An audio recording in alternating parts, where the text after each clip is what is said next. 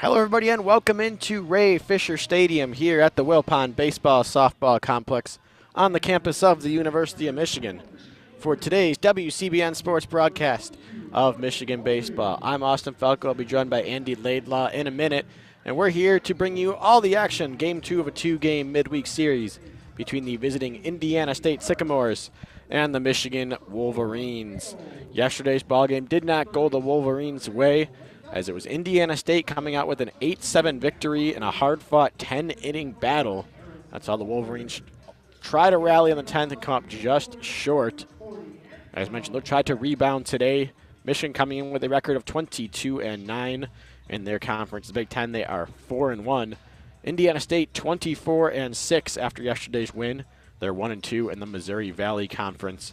Indiana State's lineup goes as followed for the day today. Clay Dungan is the leadoff hitter and the shortstop. Luke Fagan is the center fielder. He bats second. Jake Means plays third and bats third. The designated hitter, Romero Harris, bats in the cleanup spot. Batting fifth, playing first base, is Hunter Lewis. Roby Enriquez is the right fielder. He bats sixth. C.J. Huntley bats seventh and plays left.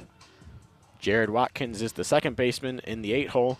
And rounding out the lineup is the catcher, Spencer Wiskus. They will face the left-handed throwing sophomore for the Wolverines, Angelo Smith. Smith making his second start of the season, acting as an opener here on these midweek games. His 13th appearance overall. He's 1-0 with a 4.60 ERA. He's pitched 15 and 2/3 innings thus far this season. He's got 21 strikeouts, 10 walks. Opponents hit just .259 against the lefty. First pitch is on the way from Smith to Clay Dungan, and it is outside for ball one, just barely. Catcher today, Harrison Salter, held it there for an extra beat but couldn't get the call. The second pitch of the at-bat misses well wide, and it's 2-0.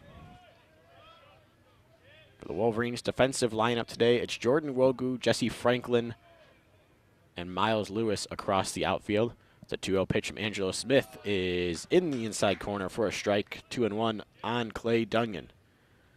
Across the infield, left to right, Blake Nelson, Jack Blomgren, Akeo Thomas, and Jimmy Kerr, with Harrison Salter catching for Angelo Smith. 2-1 pitch on the way, high fastball, just a bit too high, and the count's 3 balls and 1 strikes on Dungan.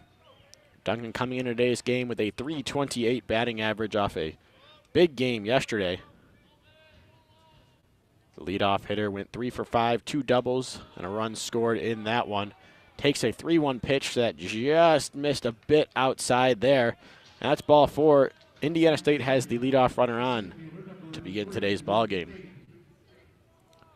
Was a theme in yesterday's ball game was leadoff runners on for both teams in the ball game yesterday. Half of Indiana State's runners to start off the ball game reached base, and 60% of Michigan's did. A lot of base runners early and often. Angelo Smith fires the first pitch of this at-bat to Luke Fagan. Misses outside with the fastball, 1-0.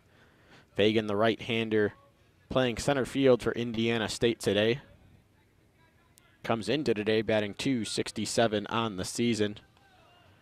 Yesterday's ball game, he did not record a hit, went 0 for 5, but did reach on a fielder's choice and score a run back in the first inning of that one. Second pitch of the at-bat to him is a high fastball there. And it's 2 balls, no strikes on the Sycamore center fielder.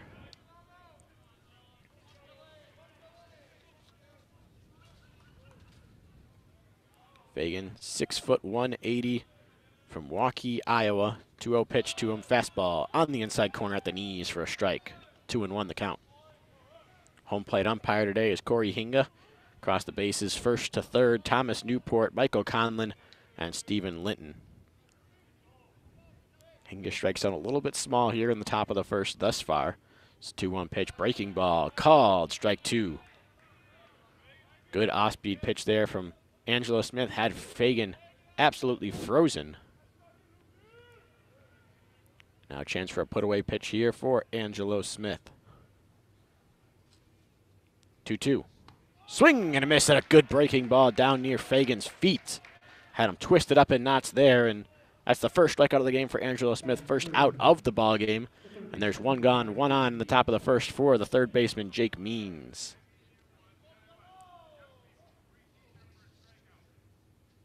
Means the senior third baseman for the Sycamores bats from the right side, comes in with a .294 batting average, gets on base at a .421 clip. There goes that bat over his right shoulder. First pitch from Smith is down and in for a ball, 1-0 the count.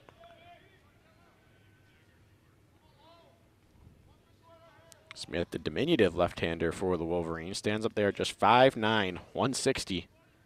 The Thornton, Illinois native comes set and fires a 1-0 pitch. Breaking ball. Going around at the plate was Means, according to home plate umpire Corey Inga. And the count's evened up at 1-1 strike. Dungan over there at first base is a threat to steal. Leads Indiana State in both stolen bases and attempts this season with 5 apiece. This one is lined towards left field, and that'll get down in front of a charging Jordan Wogu for a base hit. 2 runners on now here in the first. Indiana State looking to make some noise and jump out to an early lead just as they did yesterday. It'll be up to Romero Harris to keep things going with a couple runners on.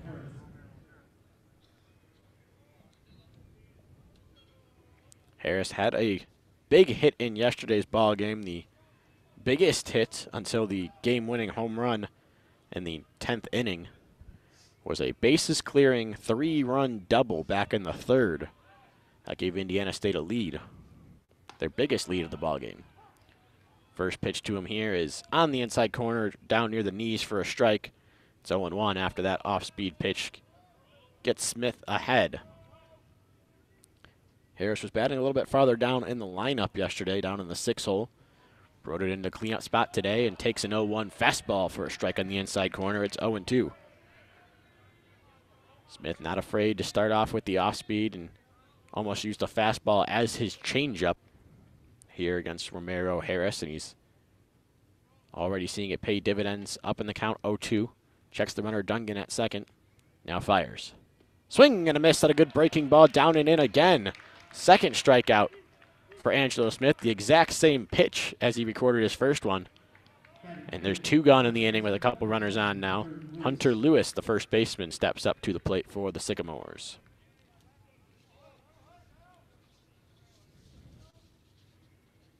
Lewis, the senior out of El Segundo, California.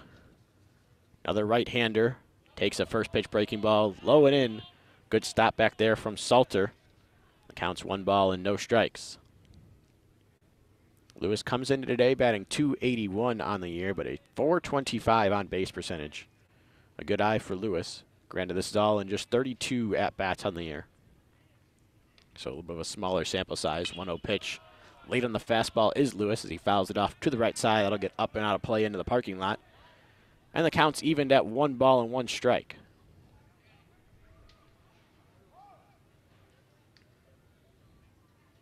A little bit of a shift here on against Lewis. Blomgren playing a little bit deeper at his shortstop position. Akeo Thomas near the second base bag, and Jimmy Kerr well off the first base line. Line drive is hit directly at Jack Blomgren. Had moved maybe a step at the most, and that'll do it here for the top of the first inning. So a couple runners reach base, but the Sycamores can't scratch across a run.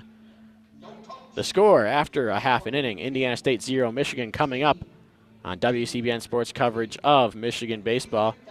As Andy Laidlaw steps in here and joins the crew for today's ball game promptly. How you doing, Falco? I'm doing all right. How was the trip down here? It was good. It was a little bit of a rush. Had to rush myself out of class, but we're here, man. It's a normal Michigan day for baseball. Finally, the weather kicks back down again. Yeah. Kind of expect that to happen. We got a little bit teased last week, but hey, we're back here in normal weather, and Michigan's looking to bounce back from yesterday. Yeah, even yesterday's game was like beautiful, 60 degrees. Yeah. It felt like it. Yeah. I don't know if it actually hit 60, but it certainly felt like it. Today, overcast, not as windy as yesterday, but the wind is blowing out today, just about to straightaway center. Yeah, it went from about 60, 65 to like 43, 44 here, and that's what they call Michigan. That's what we expect here in up north baseball. Indiana State got acclimated to the nice weather yesterday. We'll see if they can do so today, too. The Michigan lineup that'll try to get a little bit hotter today and get a W for the team. They were pretty hot yesterday, scored 8 runs, but a little bit switching up here from the normal lineup. Leading off, playing left field is Jordan Wogu. Center fielder Jesse Franklin bats second, and the designated hitter today, Jordan Brewer, bats third. Miles Lewis plays right field today, bats fourth. Blake Nelson at third is in his usual 5th spot. Jimmy Kerr in his usual 6th spot and over at first base. Jack Blomgren batting 7th, playing short. On the switches come up a little bit here near the bottom of the order. Second baseman Akeo Thomas bats in the 8 hole. And Harrison Salter is the catcher today. He rounds out the lineup in the 9 spot. They'll go up against the left-handed throwing freshman Max Klein for Indiana State. Klein making his 3rd start of the season, 6th appearance overall. 0-0 in the record department, 8.44 ERA. But he's only pitched a 5 1/3 innings, so a small sample size there. In that 5 1/3 innings, he has struck out 6 guys, walked just 2, but opponents have hit .375 against the young lefty. So look for the Wolverines to jump out, try to get some hard contact early on here. Yeah, I was listening to the broadcast. I was coming in. You hit it exactly right. In these middle of the week games, you know, we have starters who really aren't comfortable into a starting role, so they really work like the Tampa Bay Rays did last year. Really a starter, not a starter role, but a first pitcher coming in and throw 3 or 4 innings. That was pretty much essentially a bullpen matchup. You know, so that's pretty much what's going to happen here, both in Michigan and Indiana State. And like an opener there. Yeah, an opener, exactly. First pitch off speed down. Jordan Wogu swings and misses. And it's 0-1. Yeah, well, exactly like yesterday. Isaiah Page started the game, but really went through 2 1/3 innings. Exactly that role we're talking about as the opener. Second pitch, the at-bat misses high and away for ball 1. Wogu started off yesterday's game with a bang, with a leadoff home run over that left field wall, the high brick wall out in left. 1-1 pitch to him, breaking ball, misses high, doesn't break quite enough. And the count's 2 balls and 1 strike on the leadoff hitter for the Wolverines. Yeah, guy like Jordan Wogu really, obviously he's a speedster. He's got quickness to him, but it really gives a different element at the leadoff spot. Like you said yesterday, he really has the capability of starting off a game with a bang, and he could do that really any at bat. 2-1 pitch is fouled off to the right side. It'll even things up at 2-2. Defensive alignment today for Indiana State. Left field, center field, right field is C.J. Huntley, Luke Fegan, and Roby Enriquez. Huntley came in midway through yesterday's ball game in left field and has stayed in that spot for today's game. As the 2-2 pitch is hit high to the right side, it's hooking near the bullpen there. Will it get out of play? It will not, as Roby Enriquez grabs it while falling down near the wall for out number 1. Yeah, very, very nice catch. You were talking about that wind really blowing a little out. Might have saved Enriquez in right field, because the ball was kind of tailing out of there. It looks like it would climb over the wall, but he gave that little extra ump, and it looked like he overread it a little bit, but he came behind it and really made a nice snag. It's really tough right on the wall. Kind of had to slide dive a little bit. It was a really, really nice snag. It'll bring up Jesse Franklin with 1 gone and nobody on. Lefty-lefty matchup, first pitch. Hit high in the air near right field. This one's going back at the track, at the wall. Giving up on it is Enriquez because that ball is gone.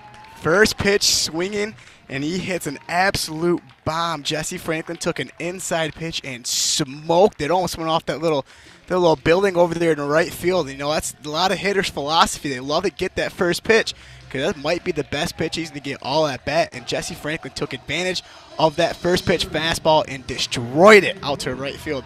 Man, that right field, Enriquez looked at it right away, and he knew it was gone. That was an absolute bomb from Franklin. First home run of the season surrendered by Max Klein. For Jesse Franklin, his team lead tying 9th home run. He is tied with the man at the plate right now, Jordan Brewer, who takes a first pitch off speed well high and away. Yeah, it's critical to get ahead of guys like Max Klein, the guy who's really been struggling all year. You talked about his 8.44 ERA and only 2 starts, so he's really nervous. He's going to try to pound the zone. And if you can get that first pitch fastball, he can take it out of the park just like Franklin did there. 1-0 pitch was downstairs and brings the count to 2-0. And you got to imagine Jordan Brewer looking for a juicy one here. Oh, yeah. This is not a guy you want to fall behind the countings. You leave one over the plate, Brewer's going to make it hurt. That one does not find its way over the plate as it misses high and away on 2-0 and brings the count to 3 balls, no strikes. I ask this every time early in the game. Green light here? Oh, with Jordan Brewer, you have to give him the green light. The way he's been hitting, he's been double yesterday, had a home run 2 days ago. You got to give him the green light. The 3-1 pitch, not to his liking as it was just on the outside corner. Exactly. And a pitch like that, if you're going to get a green light 3-0, it's got to be belt high and in that inner third. It's got to be right down the plate, something you want to do with. That was not a pitch you wanted in a 3-0 count. 3-1 pitch is almost in the exact same spot, maybe a little bit lower, and that's going to run the count full, 3-2. Klein recovering here after falling behind 3-0. Yeah, very nice job. Yeah, like I said, down 3-0. We're really not leaving anything too over the plate. Hitting corners. We're strike, but Brewer doesn't like it too much. No chance on that one as it bounced about 4 feet in front of the plate on the full count pitch, and that'll be ball 4. Jordan Brewer will take his base over at first for Miles Lewis coming up to the plate. Yeah, and like we were talking about there, Jordan Brewer, a guy who can do a lot, with any pitch, and especially if you fall behind the count 2-0, 3-0, and you have to deliver strikes to him, you have to leave it on the corners. Otherwise, you leave it on the plate, he is going to smash it. So 3-2, no runners on base, you have an open base. You don't have to leave anything too open for Brewer, and he walks him here. Unfortunately, it wasn't a pitch where Brewer could chase, but a walk is a lot better than what Brewer can do to you down the count 3-0, 2-0. Lefty Klein on base, Jordan Brewer dancing around, but the first pitch to Miles Lewis is down low and engulfed up in the air. Ranging over near that second base position is the first baseman, Hunter Lewis, who catches it and puts it away for out number 2. Yeah, not much of a wind gust here in Ann Arbor, but the wind is definitely present. You kind of saw it there with Hunter Lewis. The ball was up in the air, but he was kind of fishing around, dancing around a little bit. So going on in this game, maybe the wind might play a factor. We saw that catch there and right down the right field foul line by Enriquez. It's going to happen a lot today, so that's what you expect in Michigan baseball up north in mid-April. So, yeah, the wind is absolutely going to be a factor today. Blake Nelson comes up to the plate, runner on 2 gone. Nelson had a nice 2-for-4 day yesterday with a single and double, also reached base on a walk. We'll just be looking to reach base here and keep this first inning going for Michigan. So pick-off throw chases Jordan Brewer back standing. I like Max Klein on the first pitch before he delivers one, keeping Brewer honest over that first base. Obviously one of the best base stealers on the Wolverines team as a lefty is going to be harder, but he's still keeping Brewer honest over there. First pitch to Nelson is in the dirt, squirts away from the catcher Wiskus, and Jordan Brewer right on it, takes second base on that one. Yeah, very, very unfortunate. I was just talking about Klein did a great job of keeping Brewer close to first while Wiskus, it looks like a breaking ball low in, just missed it, and that's huge for the Wolverines, getting at runner scoring position at 2 outs, where Nelson in the pitch before had to hit one in the gap. Now he's got to hit one in the outfield, and the run's going to score for the Wolverines. That was a pass ball. Pass balls and wild pitches hurt the Wolverines a ton yesterday. Indiana State, not so much, but perhaps early on here, giving the Wolverines a runner in scoring position. Nelson's ready, the 1-0 pitch to him. High fastball and a little outside as well. That'll bring the count to 2 balls and no strikes. The Indiana State defense is playing a little bit of a pull here on Nelson. Second baseman Watkins is a little bit over second base, not really holding Brewer on much, focusing here with 2 outs, but they definitely shifted a little bit to the left side of the infield. Yeah, those infielders, Jake Means, Clay Dungan, Jared Watkins, and Hunter Lewis left to right, or rather third to first on that one. As the 2-0 pitch misses wide for ball 3. As I mentioned, Spencer Wiskus is the catcher there. He had to pop out of his stance a little bit to grab that one off the outside corner. Again, here you have a base open. If you're Klein, you're down 3-0. You have a great hitter with the plate with Nelson. I would look to kind of walk him here. Give him a pitch that he's not going to hit well. And, it's not a big factor with 2 outs if you walk this guy. 3-0 pitch right at the knees for strike 1. Yep, now down 3-1, it's definitely more intriguing to go get that out, get that strikeout. But again, here you can't leave a pitch over the plate here for Nelson, because he's also a guy who can hurt you. Batting .333 on the season, and that's a big run here at second base early in the first inning. So continue to work outside, maybe get a 2-seamer rolling outside, or if you can break a slider from low and go in even more inside. Don't give Nelson too much a hit here. Especially with the lefty-lefty matchup on deck. Exactly. Breaking ball low and in. It looked like foul off by Nelson over to the right side. The count goes to 3 balls and 2 strikes. Well, Klein's not listening to my advice much now, but he got 3-2 now. Now you got to go and try to get the out here. You put yourself in a position where you can get out of this inning. Now at this point, full count, go get out of this inning. Klein definitely is that tall, lengthy lefty. It looks like he does have good stuff on him. So a lot of breaking balls to lefty righties. He can go back door. But lefty's going to be super tough there with that big breaking ball. 3-2 pitch, knuckled off the end of the bat and bobbled over there by Hunter Lewis, trying to make the play as second baseman Watkins, but cannot.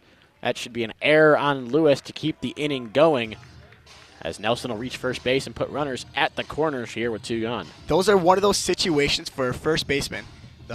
Nelson there had a pitch. He was definitely ahead of it. It looked like a changeup or a breaking ball, and it went off the end of Nelson's bat. And when it goes off the bat, it's got wicked spin on it. So it definitely bounced right in front of Lewis there, and Lewis didn't really play it exactly. And I think it took that wicked spin hop and a fortunate big, air for the Wolverines there, and it definitely threw off Lewis. And that's what happens. Those are one of those tough plays that you never really think about, but it happens.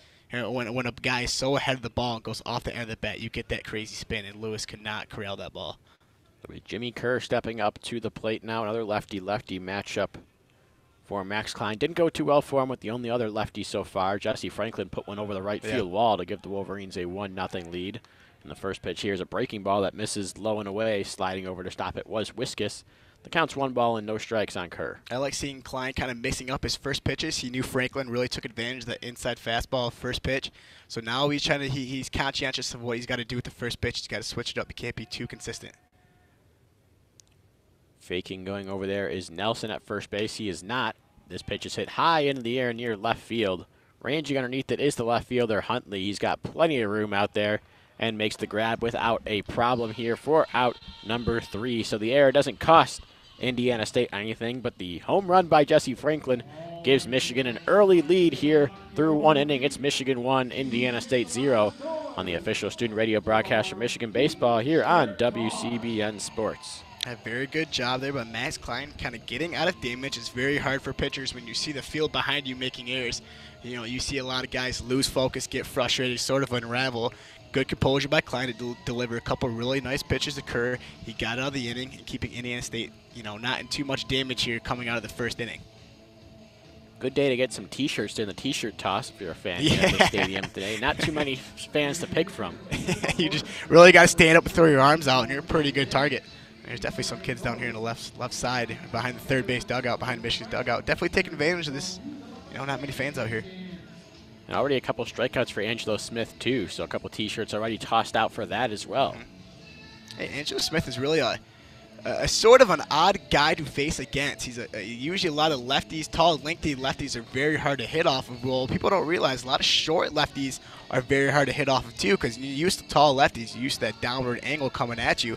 Well, short lefties typically a lot have very good movement, and that is definitely what Angelo Smith has today. He's not very much of a big guy. He doesn't have a huge breaking ball, but his fastball's got a lot of solid movement on it. It's not flat, so he's been a guy who's kind of sort of been a little bit over the place this year. He's got a 4.6 ERA, but he is totally capable of, you know, having a good opening, you know, a good opening start here for the Wolverines.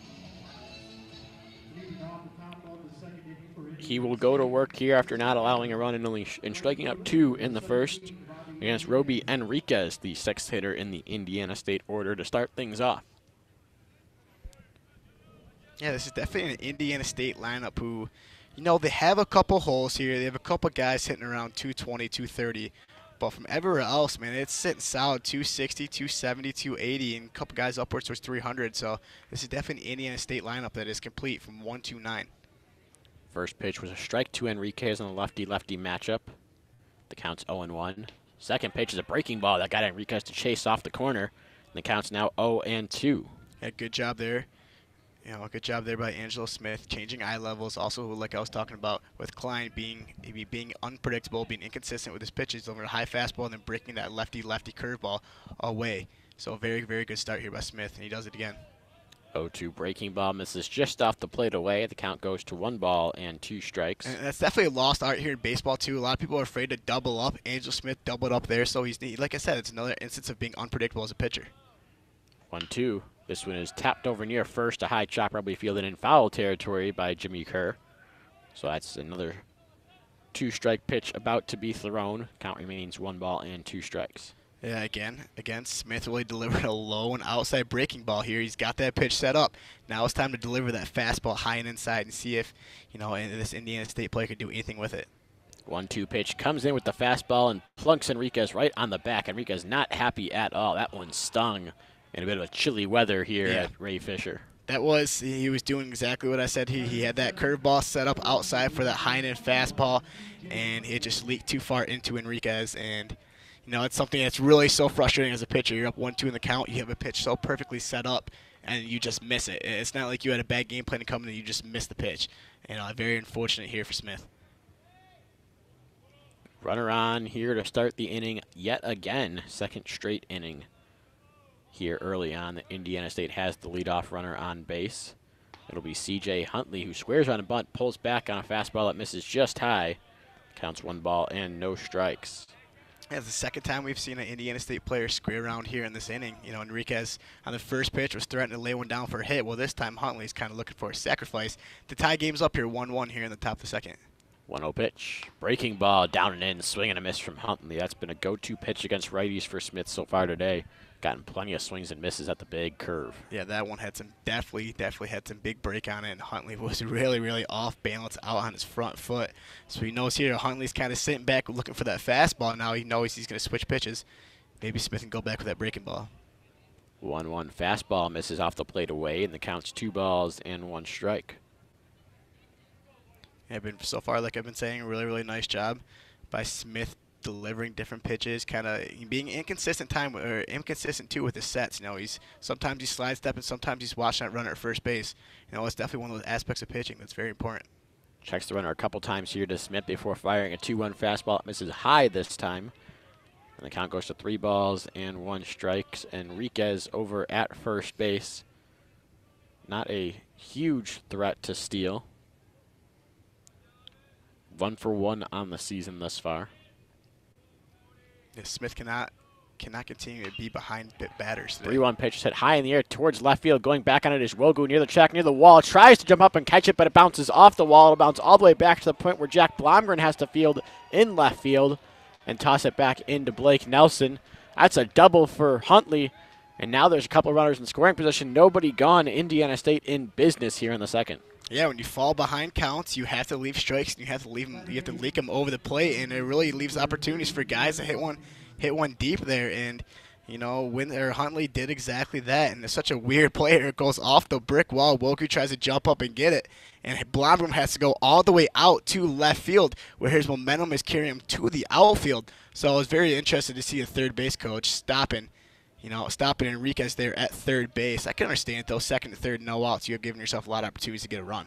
Got a lefty-lefty matchup now here as Jared Watkins takes a first pitch strike on the outside corner. 0-1 the count on him. Yeah, but by the time Blomgren corralled that ball, Enriquez was sort of close to third base, and Blomgren's momentum's carrying him out to the outfield. So it would have been a very tough play for Blomgren, but ultimately it's a good decision. You keep a runner scoring position with no outs. Big breaking ball gets a swing and a miss and puts the count as 0-2 on Watkins. And on that double there, you kind of saw why Jordan Wogu's a little bit unfamiliar with left field. He's been designated hitter for most of this Wolverine season. Maybe just misplayed that ball. Could have possibly held Huntley to a single. 0-2 pitch on the way from Smith. Breaking ball misses low and away. Salter does a nice job of sliding over to grab it. And the count goes to 1 ball and 2 strikes on Watkins. Yeah, you hit it exactly right there. For guys who do DH a lot, most times going into their mindset of the game, they're really just focused on hitting. Well, now Wogu's got to focus on both hitting and fielding, and it's sort of a different aspect. And you see a lot of DHs who come in field really struggle hitting and obviously struggle in the fielding because they haven't been playing it all year. So, yeah, it's definitely a weird little systematic approach here from Wogu. Smith now comes set, ready for a 1-2 pitch to Watkins. Here comes breaking ball off the end of the bat and on the infield, though. Smith is calling it, and he'll be called off by Nelson at the last minute, who grabs it without a hat for out number 1. Yeah, good job by Nelson there, calling off Smith. It's, you know, Smith was going to make that catch even if he did, you know, keep the call to himself. But Nelson's a guy who's been more comfortable fielding pop-ups and such, so it's definitely more easy for him. Smith can just focus on pitching. So good call by Nelson there, and you know, it's a big out there by Smith. You know, second to third, you know, no outs. Sort of any other play on the ground or fly ball in the outfield scores a run. That's a big out he needs, a fly ball in the infield. Now, if he can deliver the same thing here, get a strikeout, go with 2 outs and runner scoring position, he can be in good shape. First pitch of the at-bat here to Spencer Wiskus. The catcher is on the outside corner with a fastball for a strike, 0-1. That hat flying off of Blake Nelson. Of course, the blue hat with the Maize M, Michigan in the throwbacks today, the off-whites. Tops and bottoms, blue Michigan across the chest, blue numbers on both the front and back, yellow trimming across both of those. Yeah, 0-1 pitch misses low and in for a ball, 1-1. Very classic look for the Wolverines. You know what's the best part about this uniform? It's the stirrups. The stirrups, man. Exactly right, Austin. It's the stirrups. Such a classic look. The stirrups with the stripes on it as well. Maize stripes going around the calf, in addition to the blue stirrups, white socks underneath. Yeah, such a pretty look. 1-1 pitch, breaking ball ahead of it on that one was Wiskus. He fouls it down the left field line with the chopper. And the count is 1 ball and 2 strikes. I always like the white sock approach, too, with the stirrups. You have to go with white socks. My high school team we had red stirrups with black socks under, and it's just not the same. You know, those white socks are so flashy, and it looks good. And the uniform's kind of got a little cream white to it. It looks good, man. You gotta love classic baseball uniforms. They're the best. Yeah, just that off-white. Not exactly sure what color it is. Yeah, a little bit creamy, eggshelly. Yeah. As the 1-2 pitch is fouled off down the left field line again. We'll do it again on 1-2. Yeah, I don't think Smith was exactly happy with the pitch he just delivered there. He was definitely looking for a breaking ball that was going to start in inner third and fall inside of the strike zone. But he kind of leaked that one a little bit over the plate. Fortunately, Wiskins, was on his front foot and kind of fouled it off. If Wiskins is in a good position there, he can drive that ball and knock in 2 runs. 1-2 pitch to Wiskins is called. Strike 3 on the inside corner with a fastball. So those breaking balls perhaps low and in, really setting up that fastball for Angelo Smith to record his 3rd strikeout of the day. First one looking, and there's 2 gone here in the second. Chance to get out of the jam. Yeah, absolute great pitch calling. You hit it right in the head there, Austin. When you see that fastball that starts or you see that break ball, that starts in that position, then it breaks after that. You deliver that fastball in the same exact spot. They're thinking, oh, it's starting here. It's going to break away from the zone, but you actually deliver that fastball. It stays right put, and Smith gets a huge strikeout. It's up to Clay Dungan to keep things going. That's the hitter you want at the plate if you're the Sycamores. He hits a long one foul on the right field line. Luckily for the Wolverines, it was foul. That one had home run distance, and just a long strike number 1. Yeah, Dungan, the guy who's hitting very well this year, 306 with 2 outs. That's one of the stats I really, really like looking for, a guy who can deliver in tough situations. And Duncan's one of those guys who very, very certainly can. Leads the teams in home runs and extra base hits altogether. Takes the 0-1 pitch just off the outside corner. Count is 1-1 after that fastball just missed wide. What's so impressive with his stat line, sitting at 17 RBIs for a guy who's a leadoff hitter. If he was hitting 3 or 4 or 5, he might even tally up those numbers 27, 28, passing all of his second and third hitters. So very good year by Duncan. He hits one high in the air towards right field, but plenty of room as Lewis comes in to make the play in left center field for out number 3. So a couple runners get into scoring position with nobody out, but Angelo Smith works out of the jam without allowing a run. So through an inning and a half, Michigan holds on to their 1-0 lead over Indiana State. Here on the official student radio broadcast for Michigan Baseball, you're listening to WCBN Sports. I'm Austin Falco, alongside Andy Laidlaw, bringing you all the action today. I believe at 6 o'clock to the 6:30, that half hour, will also be coming to you live on 88.3 WCBN FM Ann Arbor in place of the normal daily sports report that you can hear 4 times a week on 88.3 WCBN FM Ann Arbor Monday through Thursday in that same 6 to 6:30 time slot. Yeah, Angelo Smith, what a beautiful job of pitching and a great job of pitch calling there. Oh, really, he is, whoever, I'm not exactly sure who calls the pitches here for the Wolverines, but there's a great job of setting up pitches inside, outside, and delivering pitches that are directly set up by the pitches prior to that. And Smith did a great job of not only getting those pitches, but locating them. He did a phenomenal job of going inside, outside, had very nice command, and most importantly, was finding pitches that were going to set him up. And once he had to break off those breaking balls, they were sharp and crisp, looked like fastballs, and were delivered perfectly. And those are one of those situations where second or third no outs. A lot of pitchers, they get nervous and they start to tense up and to leave pitches over the plate. That was not Angelo Smith that last half inning. All of his pitches were right in the spots. They were hitting corners, and those breaking balls were sharp. Great job by Angelo Smith in a role that he's not exactly comfortable in, only his second start of the season. Looking very, very good here so far. If you can keep runners off bases early in the inning, it's going to be a great outing here by Smith. It's certainly the start of a great outing for Smith. Exactly what Michigan wants after using a few pitches in yesterday's ball game. Want to get through this run as quickly and as efficiently as possible when it comes to the pitching staff. They'll also want to, of course, score enough runs to win the game, and that comes on the offensive end where we're starting off this inning with Jack Blomgren at the plate. The bottom 3 of the order for Michigan due up. First pitch fastball catches the outside corner, and it's 0-1 on the Wolverines sophomore shortstop. Yeah, it's very nice for the Wolverines when your best defender and the guy you're not looking for much offensive production is providing you with the offensive production. That's exactly what Blomgren's done all year. And fortunately for the Wolverines, he's hitting lead off here and get this offense kind of rolling again here in the bottom second. 0-1 pitch is a breaking ball that missed high and away. Evens the count up at 1 ball and 1 strike apiece. Working a little bit quickly now is Max Klein. Breaking ball 1-1 misses low and in, and it's 2-1. Yeah, great plate presence there by Blomgren. Looked like a curveball low and in, started in the zone, break it out, and a great job by Blomgren not swinging and going chasing there. Working from the third base side of the rubber, 2-1 pitch, swung on and missed with the fastball, and it's 2-2. And I mean, we're talking about Smith really breaking inside outside and getting those breaking balls and changing eye levels. That's exactly there what Klein did. Broke off that low and in curveball, delivered a high and in fastball, and Blomgren went swinging. 2-2 pitch on the way, the windup. Here it comes. Bouncing in the dirt there on 2-2. Was that pitch to run the count to 3-2 as Blomgren did not chase. Yeah, Blomgren's got that little chin guard there on the helmet. That's such a cool look too, man. I'm glad that's kind of a fad going on in the majors. That just looks sweet. And the 3-2 pitch misses wide for ball 4. So the Wolverines have a leadoff runner on for the first time in just a couple innings today. Yeah. But really, out of the 3 out of 4 half innings, the leadoff runner has gotten on. That's a really sort of a bad thing to do if you're a starting pitcher. It's not necessarily a starting pitcher, but like you said, that opener role.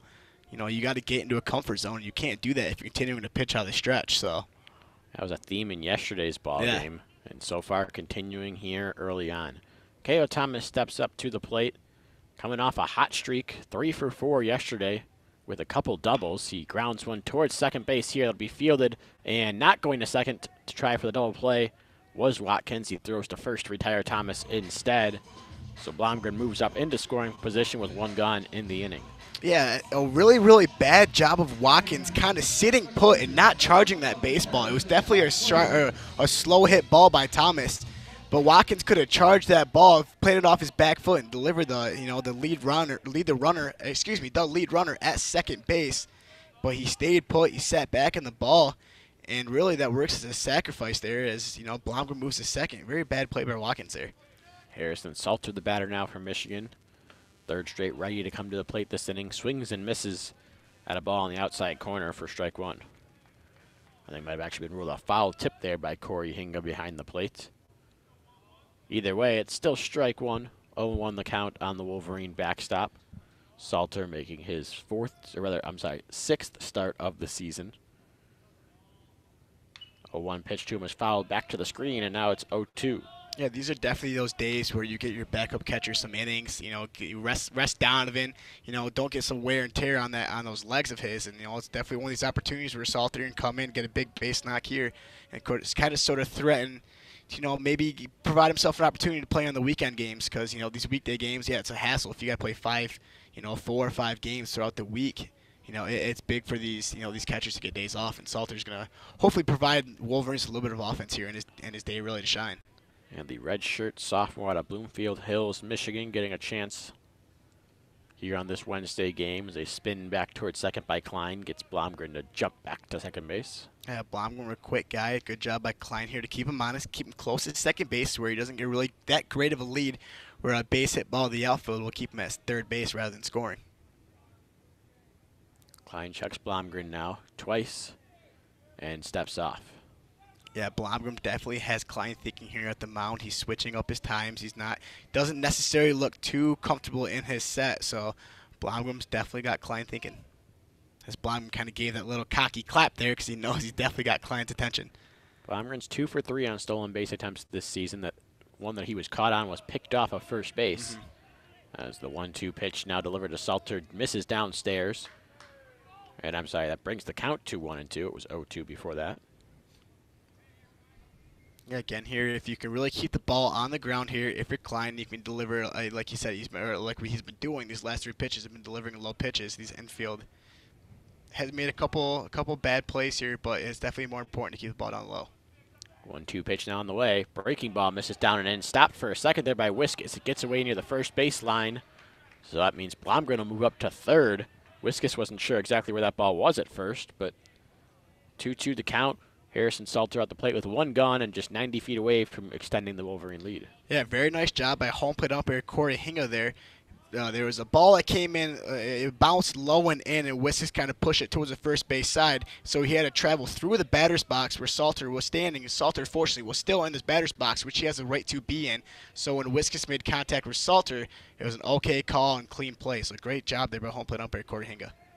2-2 pitch to Salter. Hit in the air near center field. Trying to get into that left center field. Make the grab is Fagan. He makes the grab. Makes a strong throw home. But that's going to be offline as Blomgren comes in to score after tagging up to score the second Wolverine run of the ball game. That critical wild pitch cost the run for the Sycamores, and Michigan leads 2-0. Yeah, very nice at-bat there by Harrison Salter. He started the count 0-2, took that breaking ball 1-2, and when Klein tried switching eye levels on him, he adjusted, he sat fastball, and he delivered a strikeout to center field for the sacrifice fly. Absolute brilliant at-bat, giving the Wolverines a 2-0 lead here in the bottom of the second. So just as the Sycamores sent their leadoff hitter to the plate with 2 gone in their half of the second, Wolverines do the same. Jordan Wogu steps in for his second plate appearance of the day and takes the first pitch.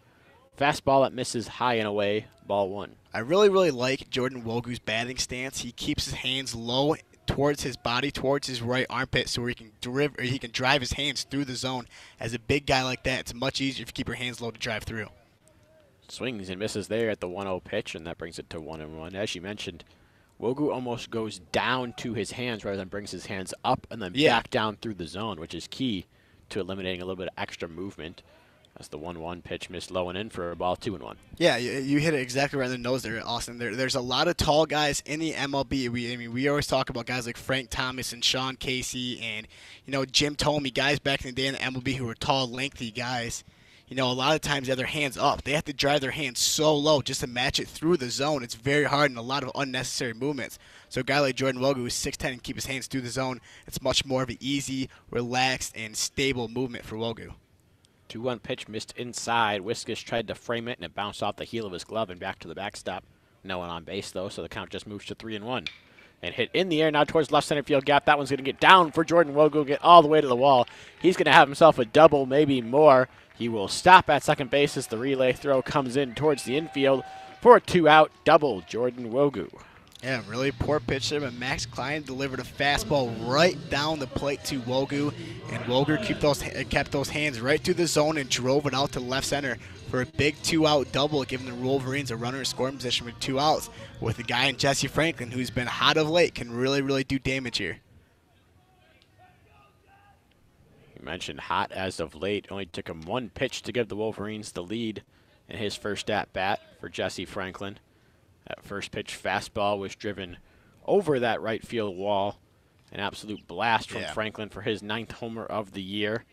And right off the bat, you knew that ball was gone. He kept his hips back, hands back, and really drove through the zone. It was an absolute brilliant swing, brilliant pitch right on the first pitch. Even my days back in playing baseball, I love looking at the first pitch. Like I said earlier, that might be the best pitch you see in the at-bat.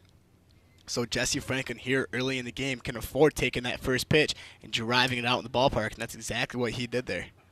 Going out to the mound was the catcher Wiskus. He's taken all the time he needs in order to buy the pitcher in the bullpen for Indiana State a little bit of extra time to warm up as Mitch Hannes takes the slow walk out to the mound, calls down to the bullpen to bring in the right-hander now to face Jesse Franklin. Got to give him a little bit of a different look after he went deep in the first, perhaps, and not using the door as a new pitcher. He just jumped straight over the wall to come into the ball game. He's just that fired up. Yeah, he's ready. He's ready to go, man. Yeah, that was clever there. It's definitely it's a weird because it's a longer walk too. I don't know. That was funny. But like you were talking about, and when you see these guys here coming in this opener role in the middle of the week, a role they're really not exactly comfortable in. Max Klein comes in here already having a struggling start to the season, pitching at an 8.44 ERA, not really a role he's too comfortable with. I believe this is his second start of the year. Is going to leave this game with 1 2/3, 2 hits, 2 earned runs, and 2 walks, moving his ERA to 9 on the season. Or 9 for the game, excuse me. So it's definitely, not exactly the role you want to be in. It's tough there for a relieving pitcher to, sort of get into that starting rhythm. You're not exactly used to pitching, so soon, and your mindset, you're sitting through an entire game, preparing yourself, where here Max Klein really had to get himself going early right away. So, yeah, he definitely struggled here early on. He had struggling commanding his fastball when he got behind the count. He was a lot better pitching when he was ahead of the count, which is so weird to see and rare to see. But he left a lot of pitches over the plate, and then when he missed by a lot. So Wolverines took advantage. A lot of good 2-out hits, a big homer by Jesse Franklin on the first pitch, And the Wolverines, are really seeing themselves in a good situation here in the bottom of the second with the runner on second base and the guy in Jordan Brewer, who can do a lot to you. It'll be Austin Cross, the new pitcher for Indiana State. Cross making his 10th appearance of the season. He's 2-0 with a 3.38 ERA. Pitched in 13 1/3 innings thus far. He struck out 11, walked just 6. Opponents hit .265 against the tall right-hander. Cross stands up there at 6'7". Yeah. 230 pounds, the junior out of Hillsboro, Kansas. Really, really kind of taking away from his height. He's got a little bit of a sidearm action to him, which is, you would think if Indiana State pitching, coach and pitching staff would kind of get him more of a traditional 75-degree arm angle to really utilize that height that he's got. But, he does have those long arms. Maybe he's going to give that little wide angle on the sidearm, kind of sort of like Chris Sale does. He's got that long wingspan. Those that lefty sidearm that comes really far away from the pitching mound. Now that might be here Cross's, intention.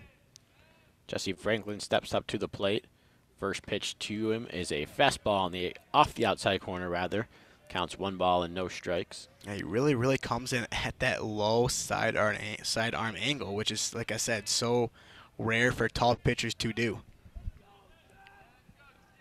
As we mentioned, Jesse Franklin with the home run to give the Wolverines the lead back just last inning in the first, his 9th of the year, 28th RBI on the season. Watches the 1-0 pitch miss outside again. It's 2-0. And interesting here that Indiana State went to the right-hander to face the left-hander Franklin, but I guess Franklin kind of proved in his first at-bat. Doesn't really matter what side of the plate. Exactly.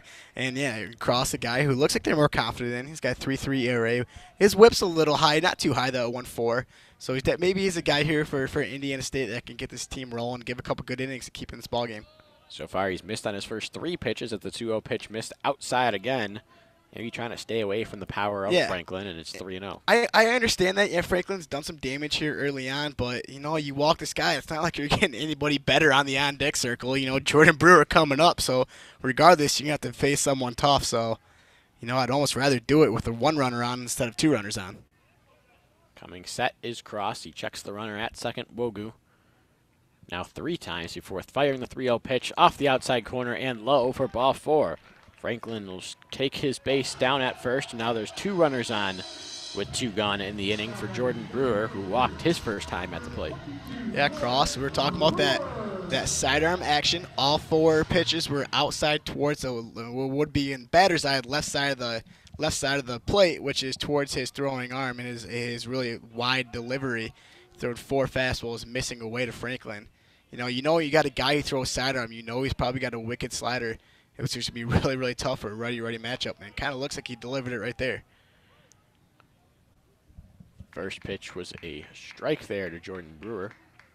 Counts 0-1. Like I said, you got these sidearm guys. They either delivered a really, really nice breaking away cutter or a slider, and it looked like Cross really gave a nice one there to Jordan Brewer. A 1 pitch. This one's bounced towards third. The high chopper is fielded by Means. He'll step on the bag himself for out number 3. Maybe if there wasn't that runner on third, might have had a chance to beat it out. But that does not happen here in the second. Wolverines do scratch across a run on the Harrison Salter sacrifice fly. And through 2 innings, Michigan leads Indiana State by a score of 2-0 here on WCBN Sports broadcast of Michigan baseball. A very nice job there by Jake Means. You hit it right in the nose again, Falco. And that high chopper to third base would have been a very, very hard play coming towards the bag thrower across his body, away from his momentum. But Means did a great job corralling himself, touching third base, and getting out of the inning for Indiana State. As a tradition, I really, really love seeing this Wolverines team do it. In between the second and third inning, they always go out on that left field foul line. It looks like they're working on their golf swing. Getting ready for summertime. Once baseball over, they might get that, it might hit the acres a little bit. It's that time of year. Yeah. Masters starting tomorrow. Baby. Oh, you a big golf fan? Not a huge golf fan, but enough of a fan where I'll sit down and watch the Masters, Ryder Cup. Yeah, the big ones. The big events. Yeah. I don't traditionally go and sit down and follow a whole tournament. Gotcha. Yeah. Every other weekend. Are you comfortable enough with making a pick?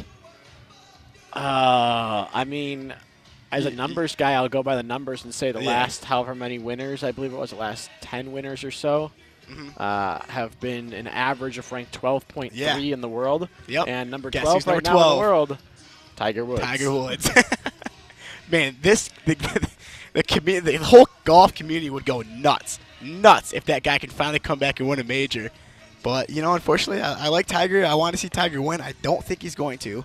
Going in this weekend, a guy I've loved for a long time, Tommy Fleetwood. I was about to say the same thing. Yeah, they call him fairway Jesus, and that's the big thing to do on that course. Is you can hit the fairways and keep yourself in good contention. You're going to win, really, a lot of times at the Masters. And Tommy Fleetwood is, you know, I think he's got the highest fairway percentage of any golfer on the tour. So, yeah, Tommy Fleetwood's my pick.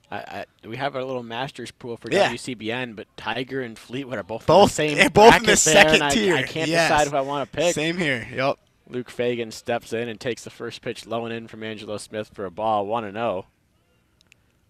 And now the second pitch is a breaking ball, catches the inside corner. Now the count 1-1. Yeah, like I liked Tommy Fleetwood a couple of years back, watching him play. I think it's more the flow than anything that got me hooked to start. And then from there on. Looks like a natural baseball player bringing that golf swing on the course. He does. 1-1 pitch comes in and plunks Fagan right on the elbow. So 3 straight innings.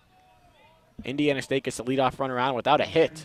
Walk in the first, hit by pitch in the second, now hit by pitch here in the third. Yeah, Angelo Smith has been able to corral himself and get out of these situations, but he can't continue to put himself in these situations because, you know, one time it's going to crack and he's going to start giving up runs. So he really, really needs to sharpen up on the leadoff hitter because it's such a huge disadvantage to walk or hit or give up a hit to that leadoff guy. Jake Means steps up to the plate now for Indiana State. The big right-hander takes the first pitch fastball off the outside corner. It's 1-0. Means stands in there 6'1", 220. Big guy, definitely a buff guy too. Looks like he's got a lot of power to him. Senior out of Gardner, Kansas, takes a breaking ball that misses low and in. Salter double pump there as he threw the ball back to Angelo Smith, thinking it was a strike, but ruled ball number 2 by Corey Hinga, and the count's 2-0. Angelo Smith looking a little bit flushed on the mound after that no call, so Salter will jog out and give him a little chat. Yep, I like this move by Salter here. Smith is definitely sort of out of rhythm. He looks uncomfortable delivering his windup and out of the stretch here too as well. So a great job by Salter going out there, kind of calming him down a little bit. And I know it's one of those underappreciated things that catchers and pitchers can do to each other. They have a capability of kind of relaxing each other. They know their rhythms. I'm sure they both know that they're weekday starters. So I'm sure they do a lot of bullpens together and they know each other. So great job by Salter going out to the mound and really relaxing. Fagan at first, dances a little bit, and the 2-0 pitch from Smith is a breaking ball. This time catches the inside corner. Counts 2 balls and 1 strike on Jake Means. Means 1 for 1 today, had a single back in the first inning out to left field. Yeah, Means the guy, 4 home runs on the season, tied for second on this Indiana State roster. You know, lefty-righty matchup, he leak a pitch over the middle. Means can make it pay.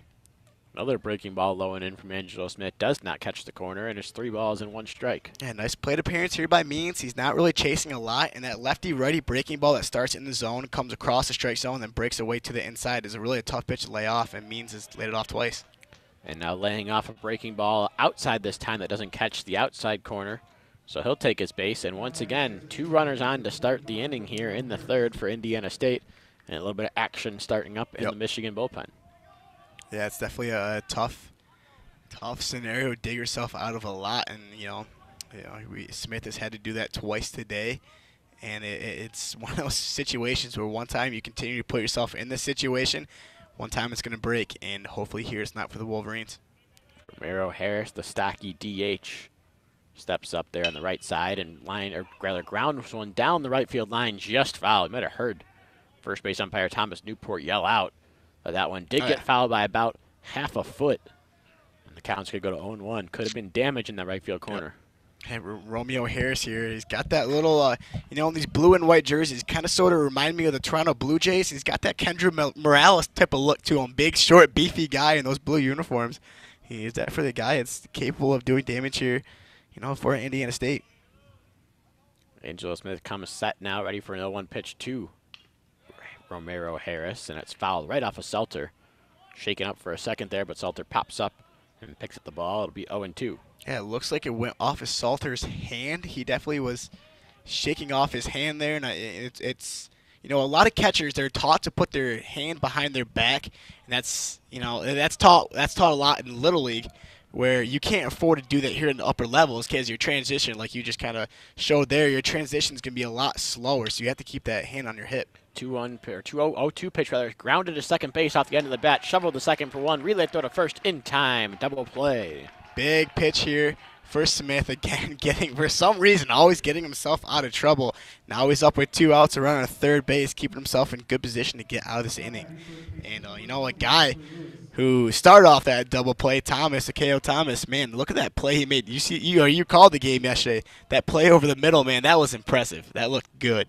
Absolute beauty. Akeo Thomas using all of his 5'7" frame to dive, almost a dive and a jump over the middle to grab that one. First pitch here to Hunter Lewis's line down the right field line. That'll get foul.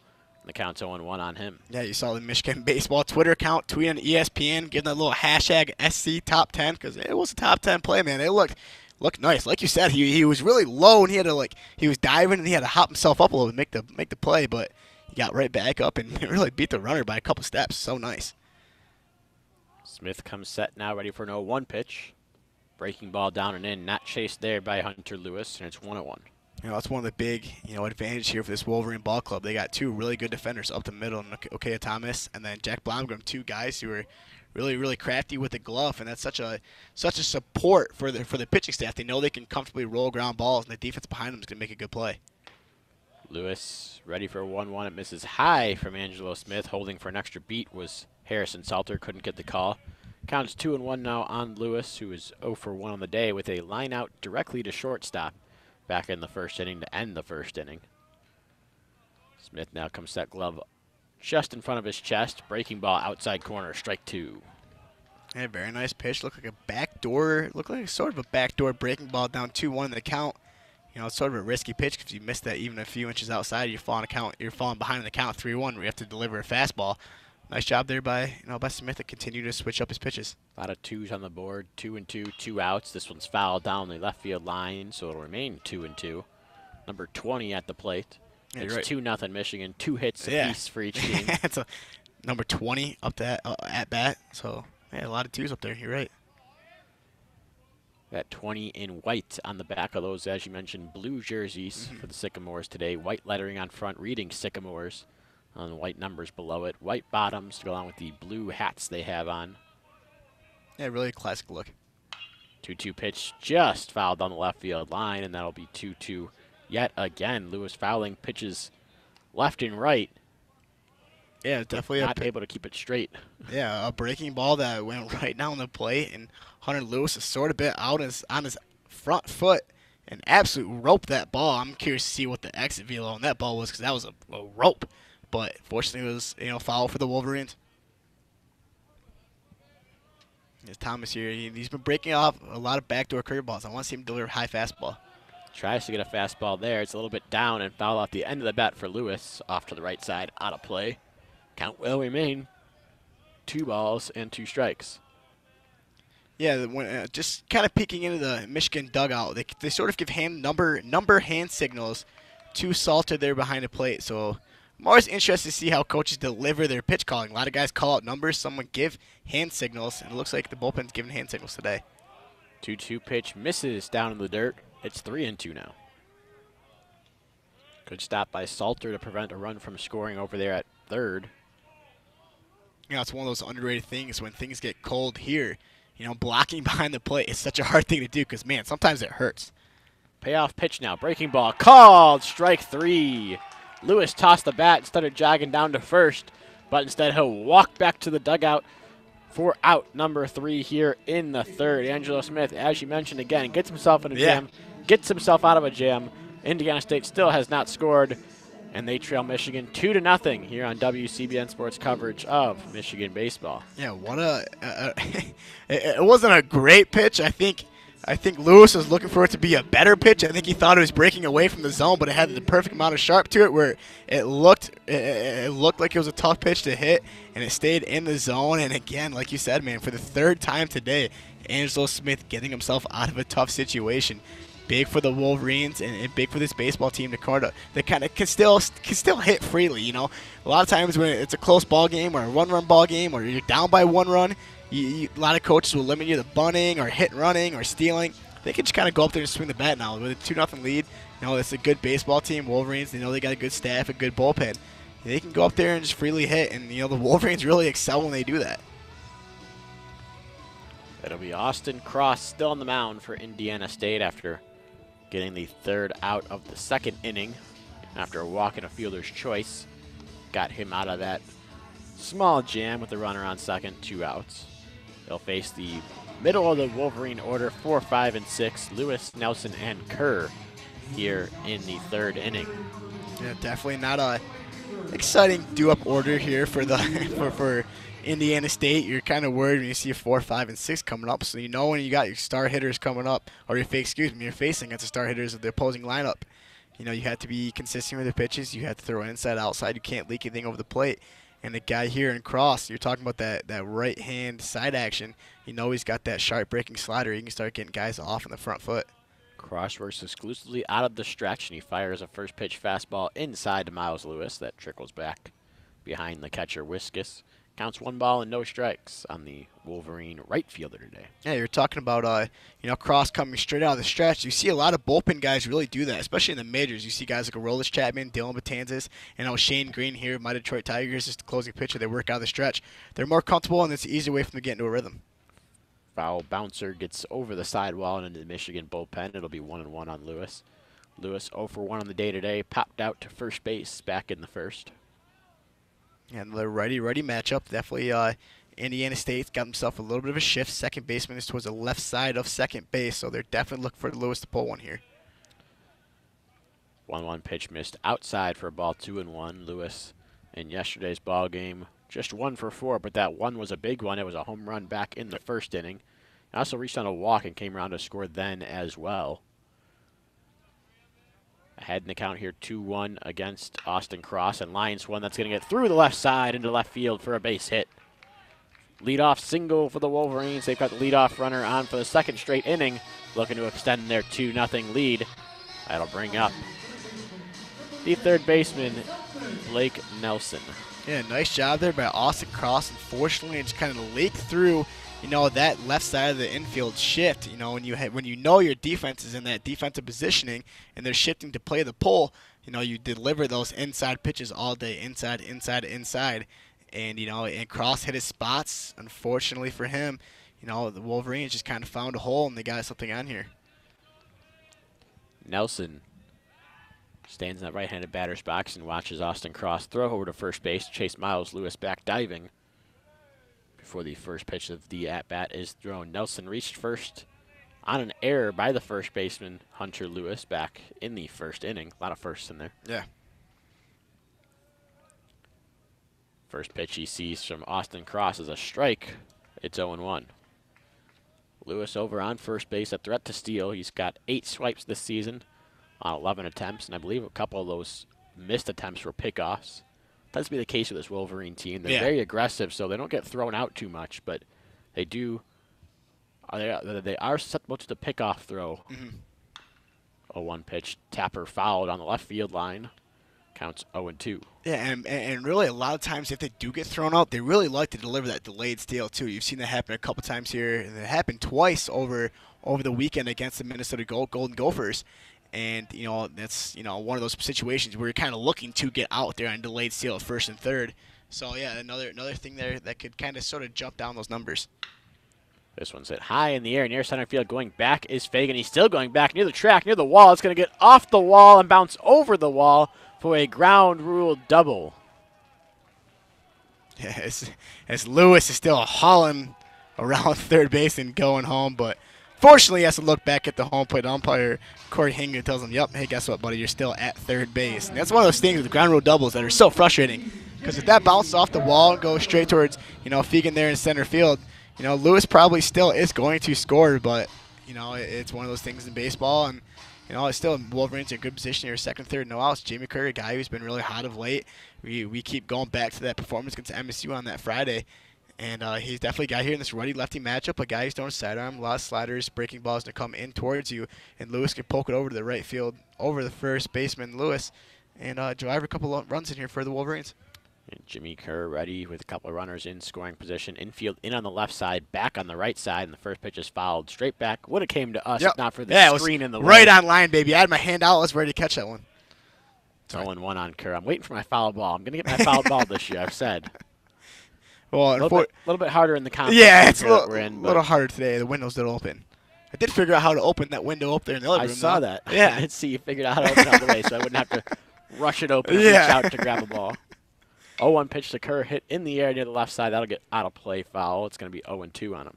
Hey, good job here by Cross. Again, delivering pitches outside and inside, not leaking anything over the plate. It's been a really nice job here by Cross early. A guy who's, his numbers are very good this year. 3.29 ERA. His whip's kind of bumped up a little bit here with a couple walks, but he hasn't leaked anything over the plate. In a righty-lefty matchup, he's got that sidearm delivery. If he can stick it right on the outside corner, that's such a hard pitch for a lefty to hit because that ball's coming in. It looks like it's going to come in more, but it sits right put. It's a hard pitch. 0-2 count. Cross in firm control here. Pitch on the way. Fastball off the outside corner. It's 1-2.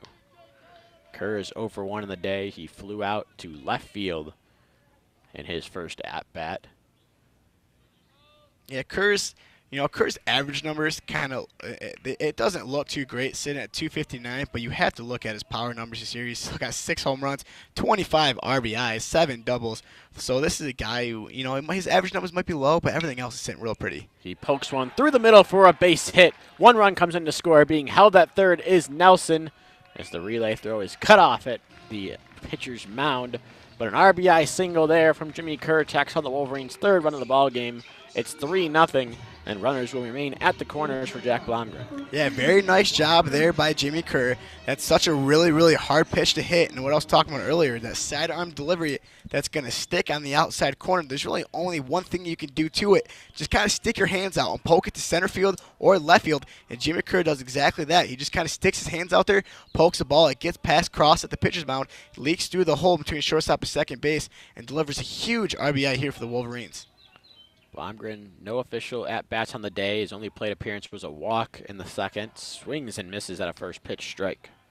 That's another great thing about this Wolverines lineup. They can also beat you 1-2-7. They really, or 1 through 7, excuse me. They no longer have any hitters batting under 261.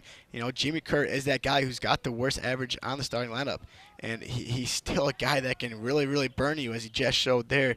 So there's not many holes where Cross can sort of just deliver fastballs right on the plate because everybody can do something with it. This is a ground ball through the left side for a base hit. An RBI single from Jack Blomgren now gets in on the action, and it's 4-0 Wolverines here in the third.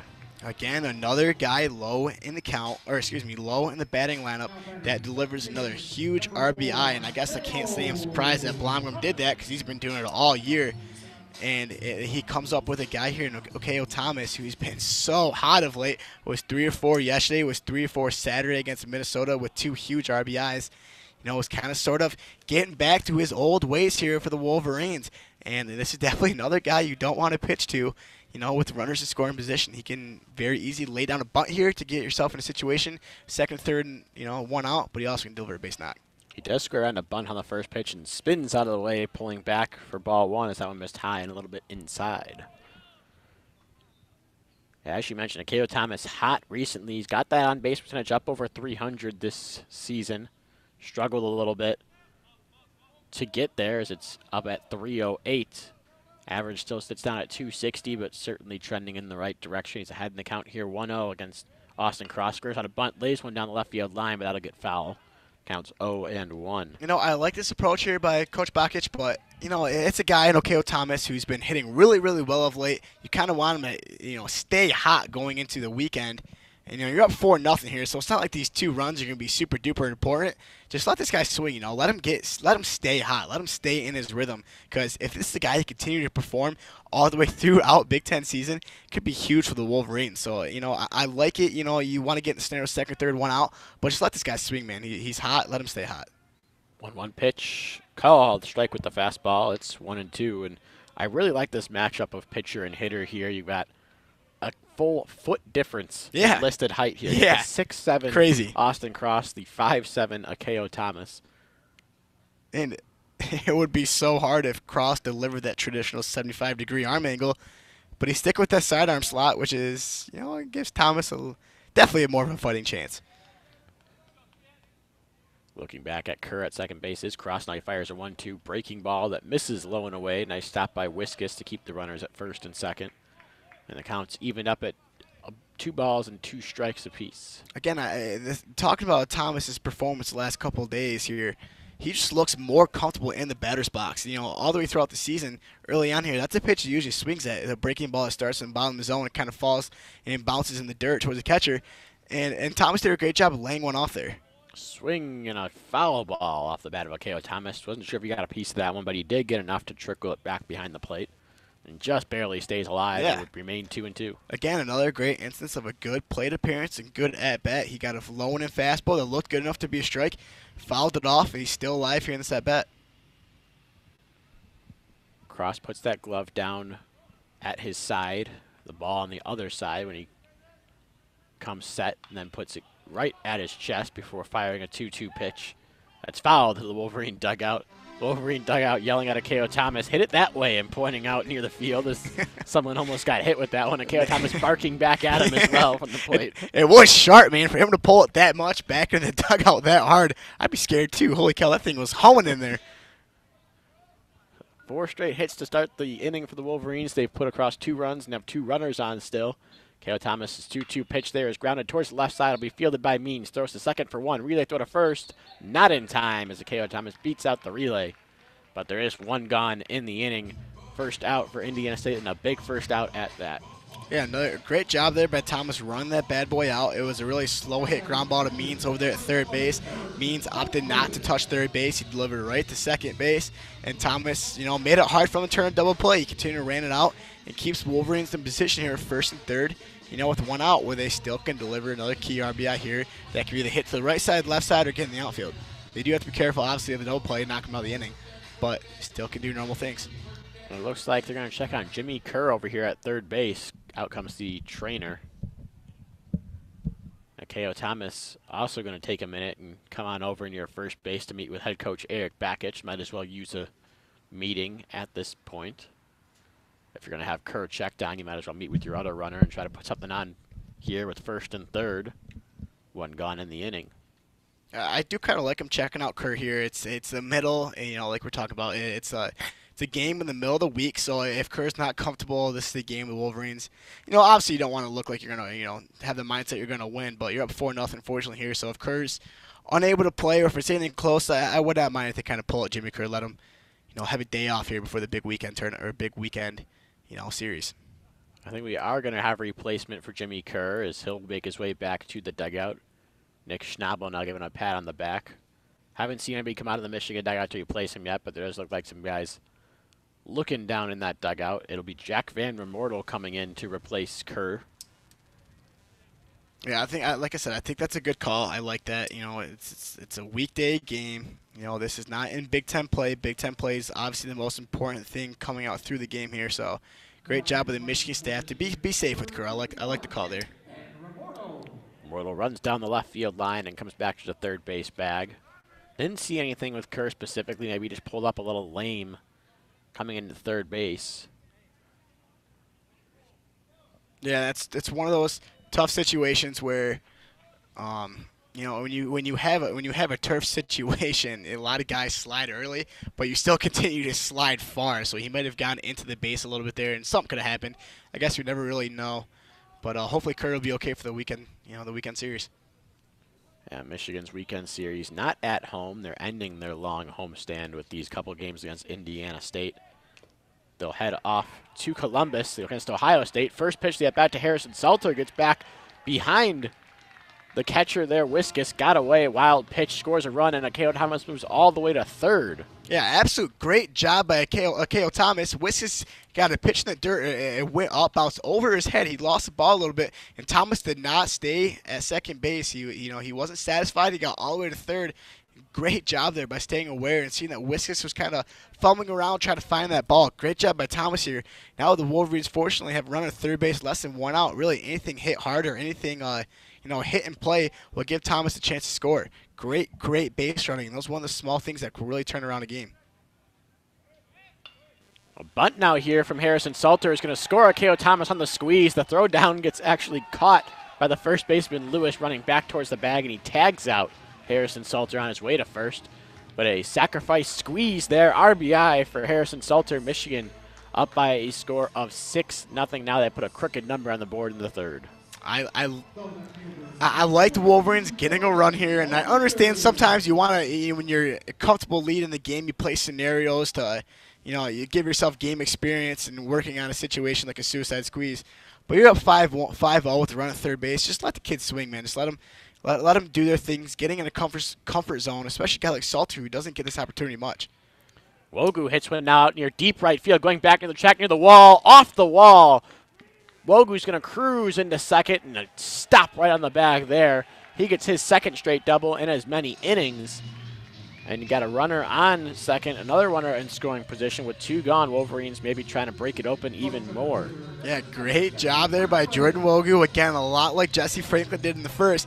Took the first pitch, took an inside pitch, went inside out, and that just shows you the strength of Jordan Brewer. The pitch that's, not leaking away from the plate. He took an inside out pitch and put it off the wall.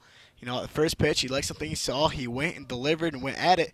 Big strikeout to right field. Almost went out of the ballpark. Hit about middle height up the wall. Great at bat by Brewer and going after something he likes on the first pitch.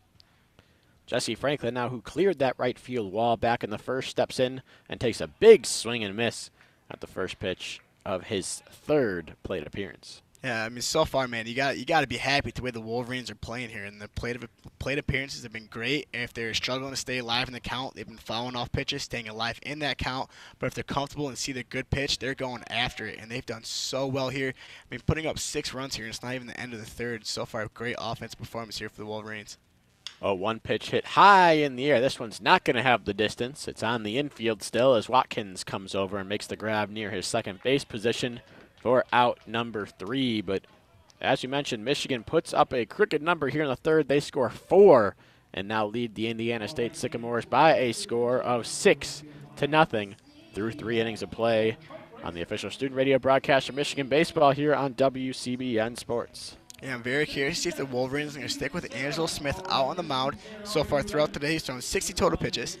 I don't necessarily believe that he needs to continue to rack up the pitch count, because if they need him over the weekend, they can use him. So they're keeping his pitch count at 60 pitches. It does look like they're going to pull him, and it looks like someone is coming out of the bullpen. I like that move. You can save him for the weekend. If he's available Saturday or Sunday now, and you have to go towards him, you can go with Angelo Smith. Looks like it's going to be Jack Weisenberger stepping up to the plate, or rather stepping up onto the mound, take over for Angelo Smith. Weisenberger so far on the air this season, making his 8th appearance on the mound. He is 0-0 with a 0.00 ERA. In his 6 innings worth of work, obviously has not allowed a run. Nonetheless, an earned run. He struck out 5 in those 6 innings, walked 3. Batters hit just 200 against Weisenberger in this small sample size so far this season. Again, I really like that move. Smith is, sitting at 60 pitches, so that's kind of the dangerous mark to where if he throws any more, he's probably be unavailable for the rest of the week. Well, now he throws with 60 pitches. He stays put at 60 pitches. He's going to be available Friday, or probably not Friday, but be available Saturday and Sunday. Where if he throws those 80, 90 pitches, he probably wouldn't be able to pitch maybe until Sunday if lucky. So now Angelo Smith is capable of coming in to any of the weekend games. Great move there by Coach Bakic, and I like to hear you have a comfortable situation. You go to the bullpen, a guy like Weisenberger, who's been very good this year again. So, a good move here by Coach Bakic. Angelo Smith's final line of the day, he pitched 3 innings, gave up 2 hits, 2 walks, 4 strikeouts, did not allow a run. Hit a couple batters, but that was it. Faced 14 batters overall. His ERA is down to 3.86 on the year. Maybe it might be his bullpen self in him where he can sort of get out of those situations. He had to do it 3 times today. So, obviously not the worst outing for him in the opener role. He didn't give up any runs. But ideally, you would like to see him continue to, deliver strikes early in the count rather than having to get out of situations and get out of, tough situations deeper in the inning. Roby Enriquez leads off with a 1-hopper to short It's fielded by Blomgren, moving towards second base bag, who throws to first in plenty of time for out number 1 on just one pitch, thrown by Weisenberger. Yeah, good job, man. First pitch, first out. You can't ask for anything better than that coming out of the bullpen. I'm curious to see how they also address the bullpen the rest of the day. Is Weisenberger going to make 2 or 3 innings, keeping that bullpen, healthy going into the weekend? So, yeah, that's a great start here. Keep his pitch count low with the first pitch, first out. Now the first pitch to C.J. Huntley is a fastball on the outside corner for a strike 0-1, and a bit of a height difference here as the Sycamore hitters will have to adjust going from the 5'9" Angelo Smith to the 6'3" Jack Weisenberger. The junior out of Rockford, Michigan, winds up and fires. 0-1 pitch that's foul off. Looked like the foot there of Harrison Salter behind the plate. And the count's now 0-2. You're talking about the difference here between pitchers and between Angelo Smith and Weisenberger here. It's also a different approach and velocity, too, because Weisenberger's the guy who can reach back and really deliver those high and in fastballs, those low and away fastballs. They're going to be tough to hit. So, definitely have to be an adjustment here by Indiana State. Weisenberger now shakes off. Salter now fires an 0-2 pitch. It's fouled just out of the glove of Salter on the foul tip. So Huntley stays alive at 0-2. Yeah, very good job by both the pitcher and the hitter in that last pitch. Weisenberger up 0-2 in the count, delivered a fastball that looked good enough to swing at, but not too great to do any damage with. And Huntley here, knowing that pitch is close, he fouls it off and stays alive. So a very good approach by both the pitcher and the hitter in that last pitch. Winding up, another 0-2 pitch, breaking ball, misses out the plate away. It's 1 ball and 2 strikes now on Huntley, who's 1 for 1 with a double on the day. Again, I like that call there. You delivered a fastball away last pitch. He stuck with that away slot, but instead delivers a breaking ball, and a great job by Huntley laying off. Again, Weisenberger and really this whole Michigan pitching staff today being inconsistent and being unpredictable. Fouls went off down the right field line. Out of play now does Huntley.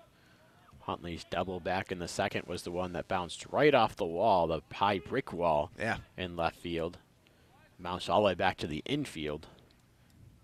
But he was stranded at second with nobody out as Angelo Smith worked out of the jam. 1-2 breaking ball called strike 3. Late called strike 3, but a strike 3 nonetheless. That's Weisenberger's first K of the day, and there's 2 gone in the 4th. Again, he delivered a fastball away. He stuck with the away part of the zone. And it's really tough to do when you deliver a fastball away, curveball away, fastball away. You're so set in stone, like, what am I going to get away? So he went the curveball away the pitch before, and that pitch he delivered the fastball away, stuck at that exact spot, got the third pitch called, third strike called, and a great approach pitch, there. Line drive to second base. Akeo Thomas goes to a knee and slides while he makes the grab for out number 3. So a couple 1-pitch outs, bookend a strikeout there in the 4th. The Sycamores go down 1-2-3, and through 3.5, Michigan still leads Indiana State by a touchdown. It's 6-0 on WCBN Sports coverage of Michigan baseball. We are the official student radio broadcast for Michigan baseball, and we thank you for listening into today's ball game. Unfortunately, won't have to call for you this weekend when the Wolverines go down to Columbus, Ohio. But this weekend we will have a little bit of Michigan volleyball action coming to you on Saturday night. And I'll be over there at Cliff Keen Arena, and a little bit of a treat. We have former Michigan volleyball player Jenna Lerg scheduled to at least be up there for a set or so. Give out a little broadcasting debut on WCBN Sports. You may have heard her interview with Carly Scott on our SoundCloud. It was with Nick Hornberg and myself about a month ago now. Should look for that for any Michigan volleyball news. We got an interview coming up also with Natalie Smith and Katarina Glavinich that'll be posted shortly as soon as I finish editing it up and making it ready for air. Yeah, a little bit of Austin Falco action there. He's our utility man here at WCBN Sports. He does a little bit of everything here. He's a big baseball guy, but talk about that volleyball and the grind that him and Nick Hornberg do. They do a lot here for WCBN Sports, and it's definitely a pleasure. And we're talking about this Saturday, man. Another big event for Saturday, Michigan football. The first spring training. Oh, what's that? Michigan football, is that a big deal? I don't know. Are we a football school? I don't know anymore. Yeah, I don't know. I don't know for football. Heck, we might be a baseball school now. Where our basketball team got eliminated. Well, I guess that's what I'm saying. That's what I've been saying, but yeah, man. Yeah, I'm glad to get football going again here in the Wolverines. Joking or not, this campus when football gets going a little bit, you definitely see the excitement pick up. It's going to be a very fun spring game Saturday. I plan on going, and I'm very excited for it. Curious to see what the quarterback situation is going to look like. My boy, Shea Patterson, I'm a little bit in the minority here at WCB, and I'm one of the guys who still sticks with and loves Shea.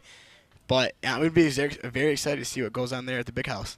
I believe we'll have that call for you there as well. I don't know who exactly is on the call, so I don't want to incorrectly plug who's going to be there. But all I know right now is Jordan Brewer is the man that we're all paying attention to. He's at the plate and takes the first pitch. Strike on the outside corner, 0-1 to him, and the 0-1 pitch bounced in the dirt. It's 1-1, and I actually learned this yesterday from our colleague Alex Shee, who's on the call. Okay. Jordan Brewer recruited to play Michigan football. Really? Here by Coach Jim Harbaugh, was going to be a preferred walk-on before a injury derailed his football career, caused him to go to junior college, and now he's back in Ann Arbor anyway. He grounds to short here. Dungan makes the play, throws to first, barely in time. Got him by maybe a half a step, maybe a quarter of a step at first base. Yeah, we saw that football speed right there. That was a routine hit, ball to shortstop. He almost beat that bad boy out. I believe Jordan Brewer as a football player. Man, that boy is strong. He takes those inside pitches. He can rip on it. What a bad plan B here, coming to Michigan to be a baseball hitter, batting 360, hitting 8 home runs. Yeah, man, shucks, that guy is definitely not happy right now. It'll be Miles Lewis coming to the plate now. The redshirt senior captain takes the first pitch on the inside corner from the fastball. It's 0-1. Yeah, Jordan Brewer can't be too upset with how things worked out. He's kind of working his way up near some MLB draft buzz, I'd say, too, with the way he's raking. Especially a right-handed hitter like that, that's got power like he does and also gets on base as efficient as he does. That's so big for, MLB teams. Big swing and a miss there from Miles Lewis. He goes down 0-2 in the count. And a little, if you're talking about getting drafted by different leagues, a little more guarantee in the MLB draft as well. Yeah, absolutely. Even if it takes a little bit longer to really reach your stardom. And that's what's so awesome with baseball. There's 60 rounds, 40 rounds? 40 rounds. I think it's shortened to 40. Yeah, 40 rounds.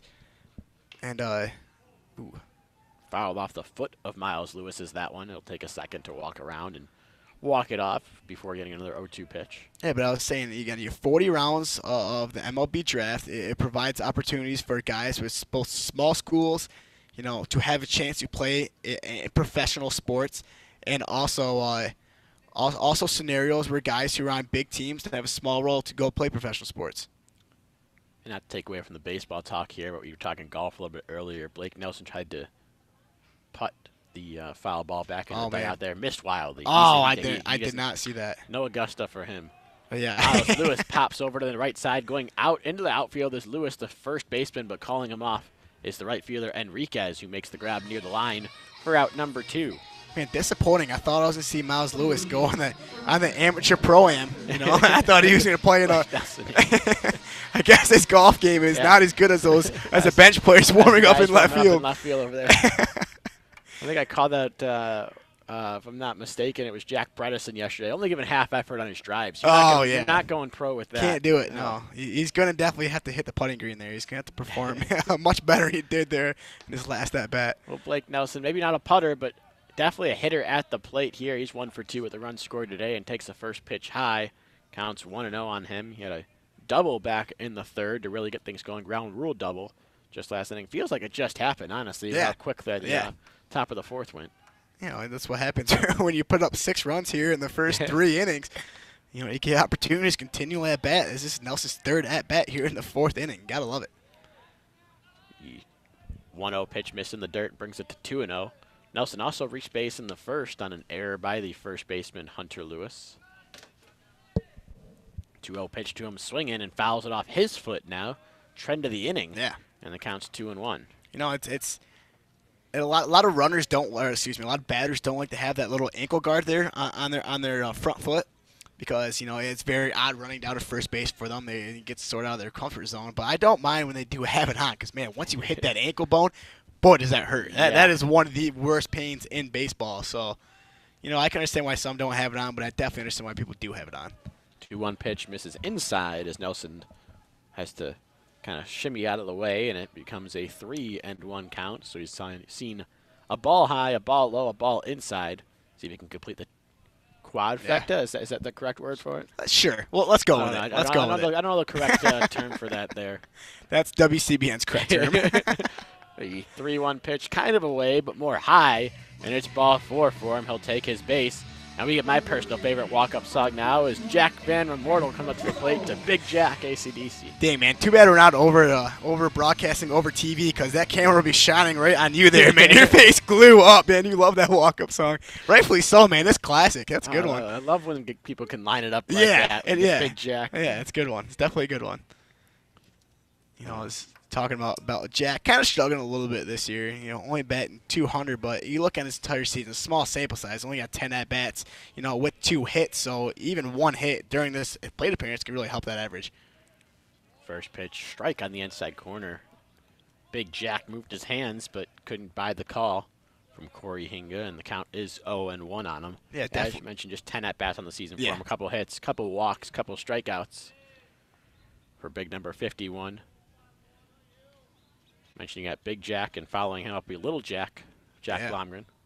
0-1 pitch, fastball missed high this time and a little inside. Count evened up at 1 apiece. Man, too bad there's not a Little Jack song, because boy, would that be a good 1-2 combo. Would be, especially back to back. Yeah, oh yeah. Man, you would be super happy. That would be ecstatic if that could be.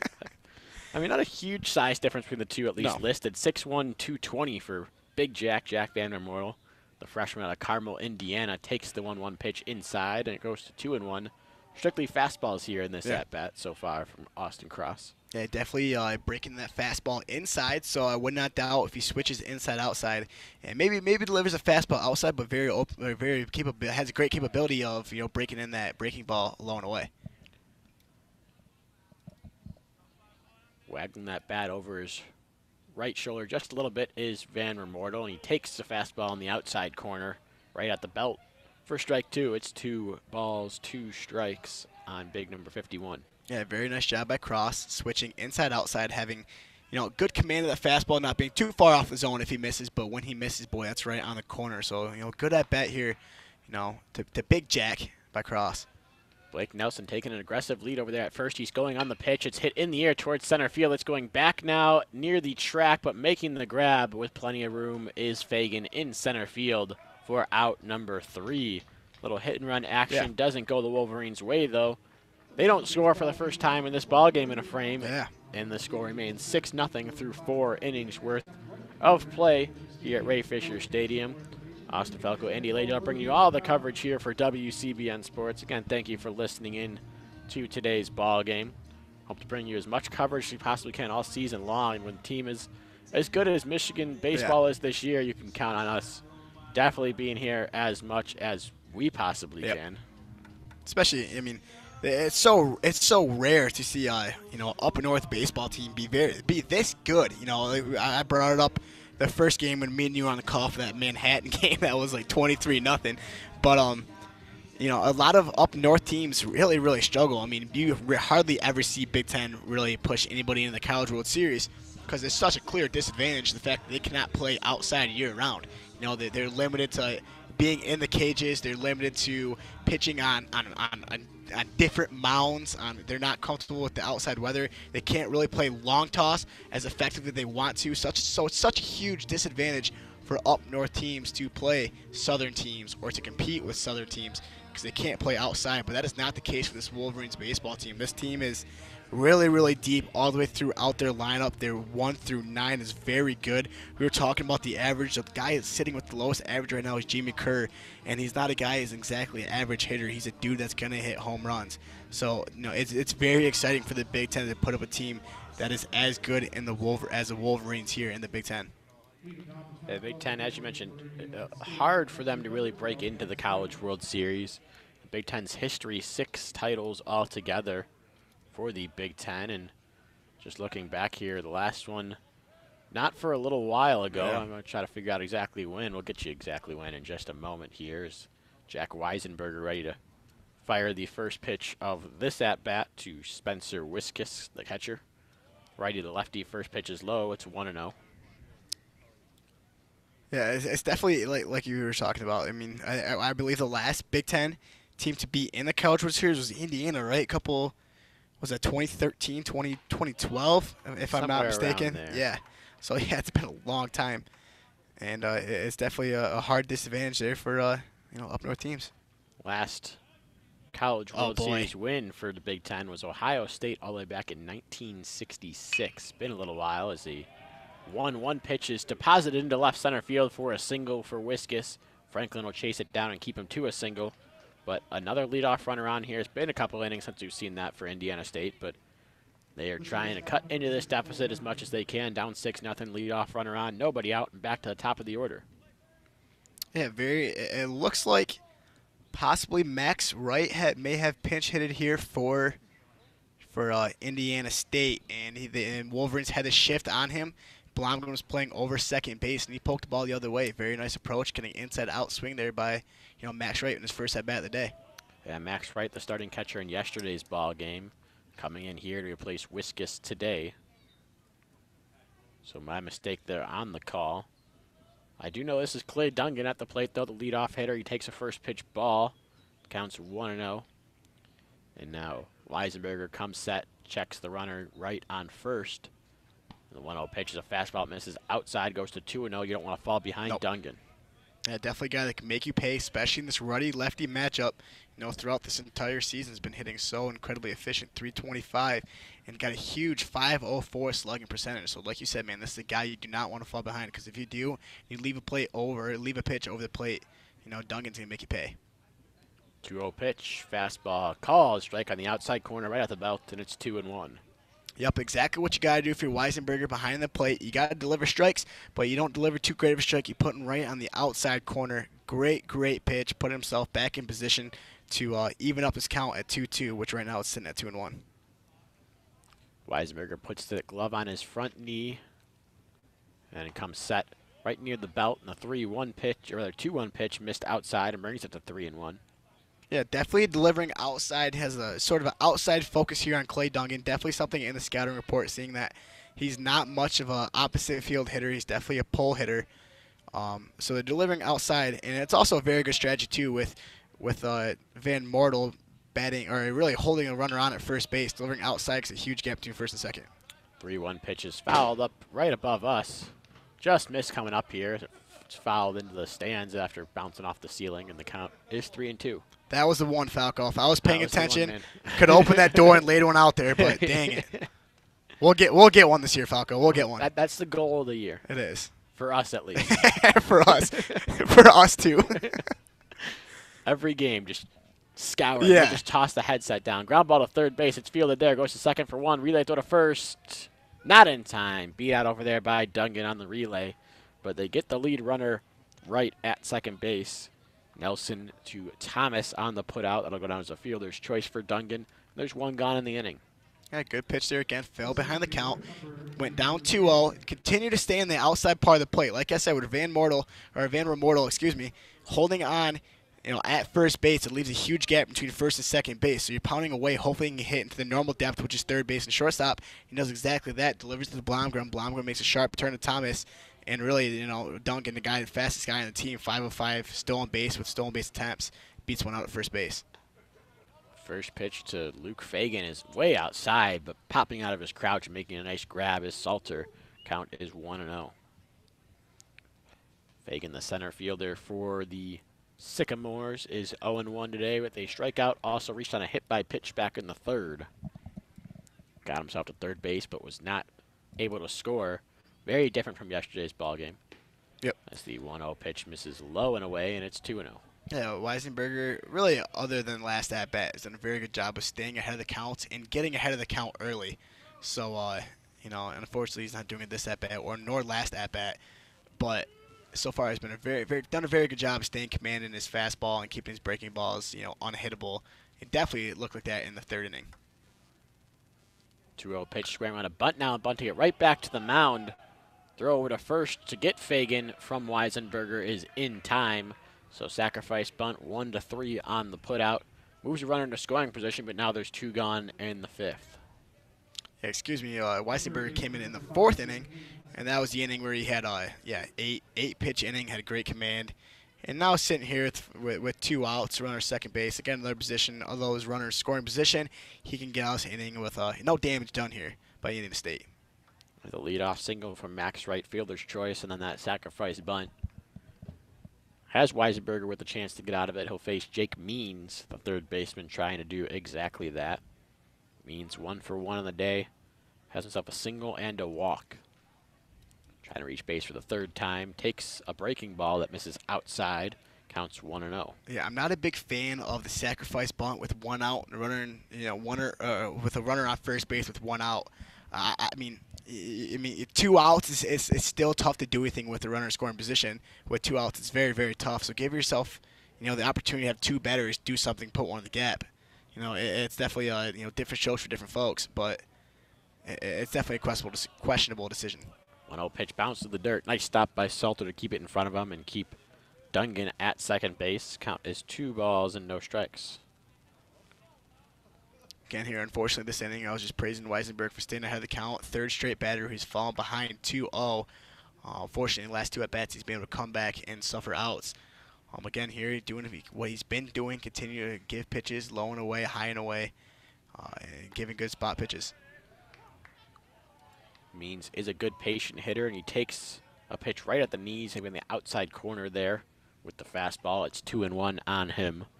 He's got a .430 on-base percentage to go along with his .301 average, does Means. We've already seen it today with the hit and the walk, bumping up both those categories.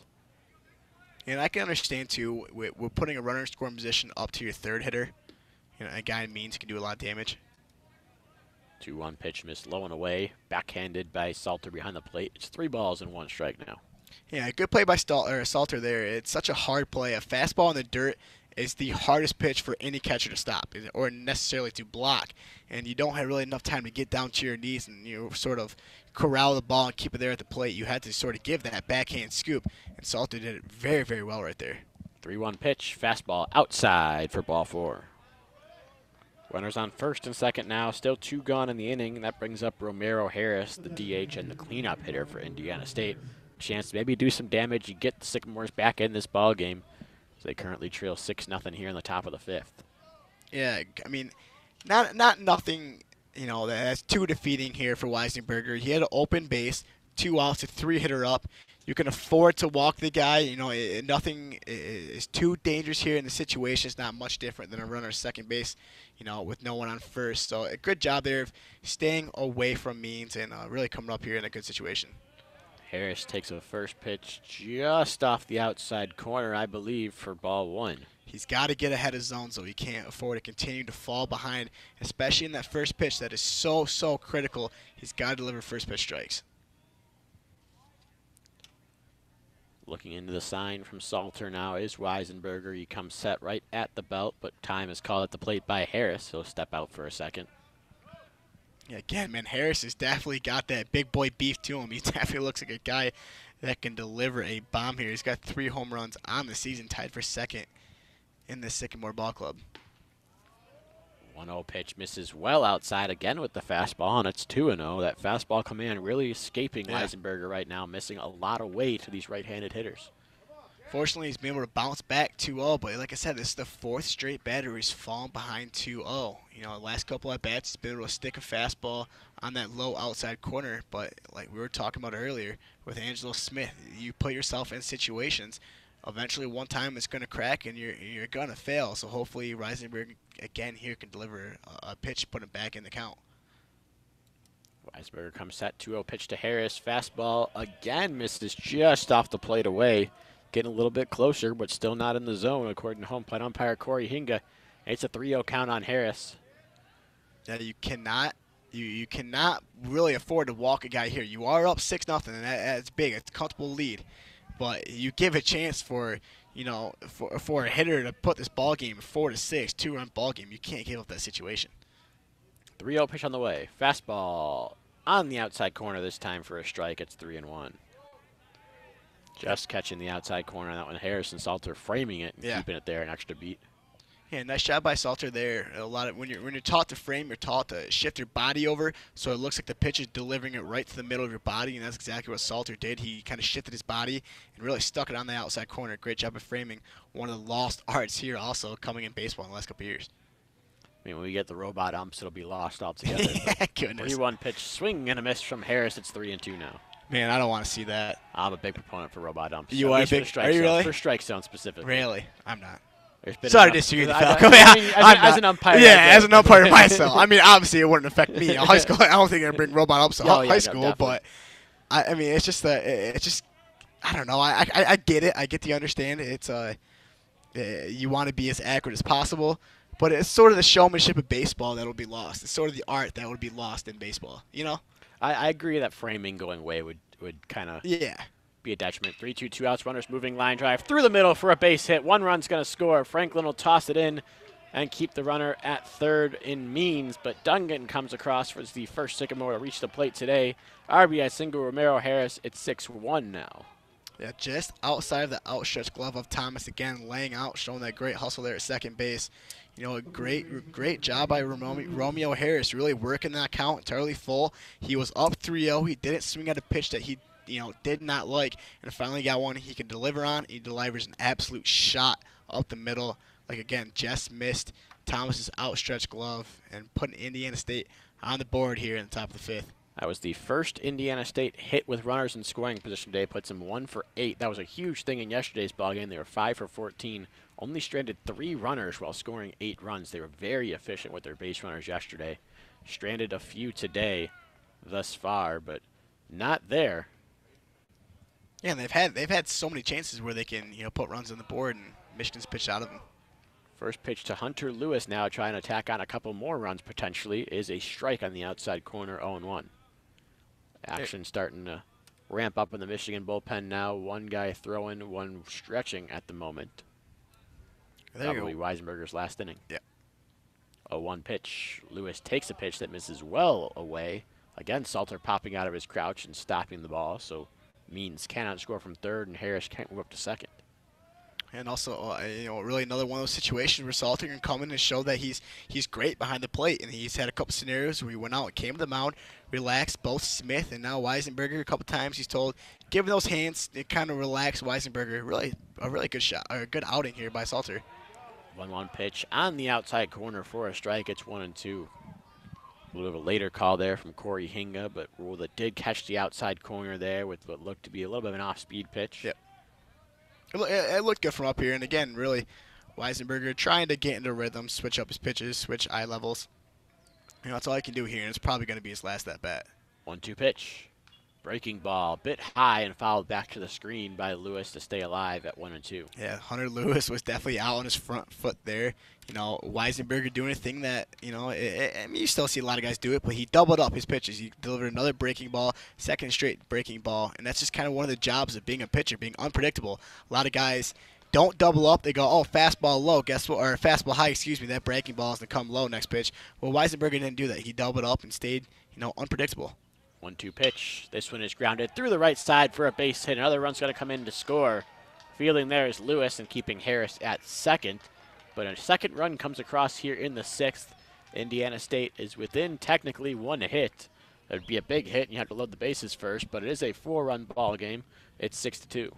Again, we're talking about this is why you cannot afford to walk guys early in the count. You cannot afford to leave base runners on, because when you do, you put yourself in a position where you can really hurt yourself and give the team chances to score runs. And that's exactly what Indiana State has done here in these last 2 at-bats. They've had great at-bats where they waited for the pitch that they've wanted, and once they got that pitch, they really delivered. And it's a 6-2 ball game now. We're only in the top of the 5th, so this is definitely not a game that Michigan's got a comfortable lead in. 6-0 was comfortable. 4-run lead. You get the bases loaded, you can tie that ball game up in 1 at-bat. So Indiana State's definitely pushing here, making the play to keep this game close. Roby Enriquez will be the next man up for Indiana State after the previous 3 guys reached on a walk and a couple singles, a pair of RBI singles from Harris and Lewis, who were on second and first base respectively. Enriquez has reached base on a hit by pitch today, but also grounded out to the shortstop Blomgren on the first pitch of his last at-bat. First pitch Jack Weisenberger threw in this ballgame. Again, another one of these Indiana State players late in the lineup that really can do damage. You know, Enriquez has 297 average. Here in this lefty-righty matchup could really make Weisenberger hurt. Fastball misses high and away to the left-handed hitting Enriquez, and the count's 1 ball, no strikes. Again, first pitch strikes are so important. They really dictate what goes on in this at-bat or any given at-bat. So you have to deliver a strike here, and Weisenberger, out of the 5 or 6 batters who came up this inning, has been behind the count on a majority of them. Chris Fetter was out to the mound before that last pitch between batters to try to get Weisenberger straightened out. He throws a breaking ball here on 1-0 that catches the outside corner and evens the count up at 1 ball and 1 strike. Yeah, backdoor breaking ball that I think Corey Hingham, the home plate umpire, may have given Weisenberger. It looked a little bit outside. You saw Salter kind of had to, shift his glove over to the left side. So a big break there for the Wolverines and Weisenberger to even up the count here at 1-1. Weisenberger checks the runner Harris at second base before firing 1-1 pitch. It's hit in the air near left field. Wogu's ranging over, now comes in a couple steps in front of the track to make the grab for out number 3. So Weisenberger gets out of it, only allowing 2. And through 5, we're rather halfway home here at Ray Fisher Stadium. We're through 4.5 innings. Michigan leads Indiana State by a score of 6-2 here in the middle of the 5th inning on WCBN Sports coverage of Michigan baseball. Gotta love Michigan, as you and I both are a little dancing here to all the small things, man. What a, you gotta love Blink-182, man. This is sort of the age of music where I love, man. This is summer music. We're getting the warm weather. This is where I start going. I'm a big golfer myself on the golf course here. I love playing my little punk rock. So yeah, Blink-182, man. Gotta love it. That's your alley there. It is. Hanging out during the summers. That punk rock. It's country and then a little bit of punk rock. I love myself. Fall Out Boy, Third Eye Blind, Blink-182, Counting Crows. They're not really exactly punk rock, but it's it's that early 2000s. Yeah.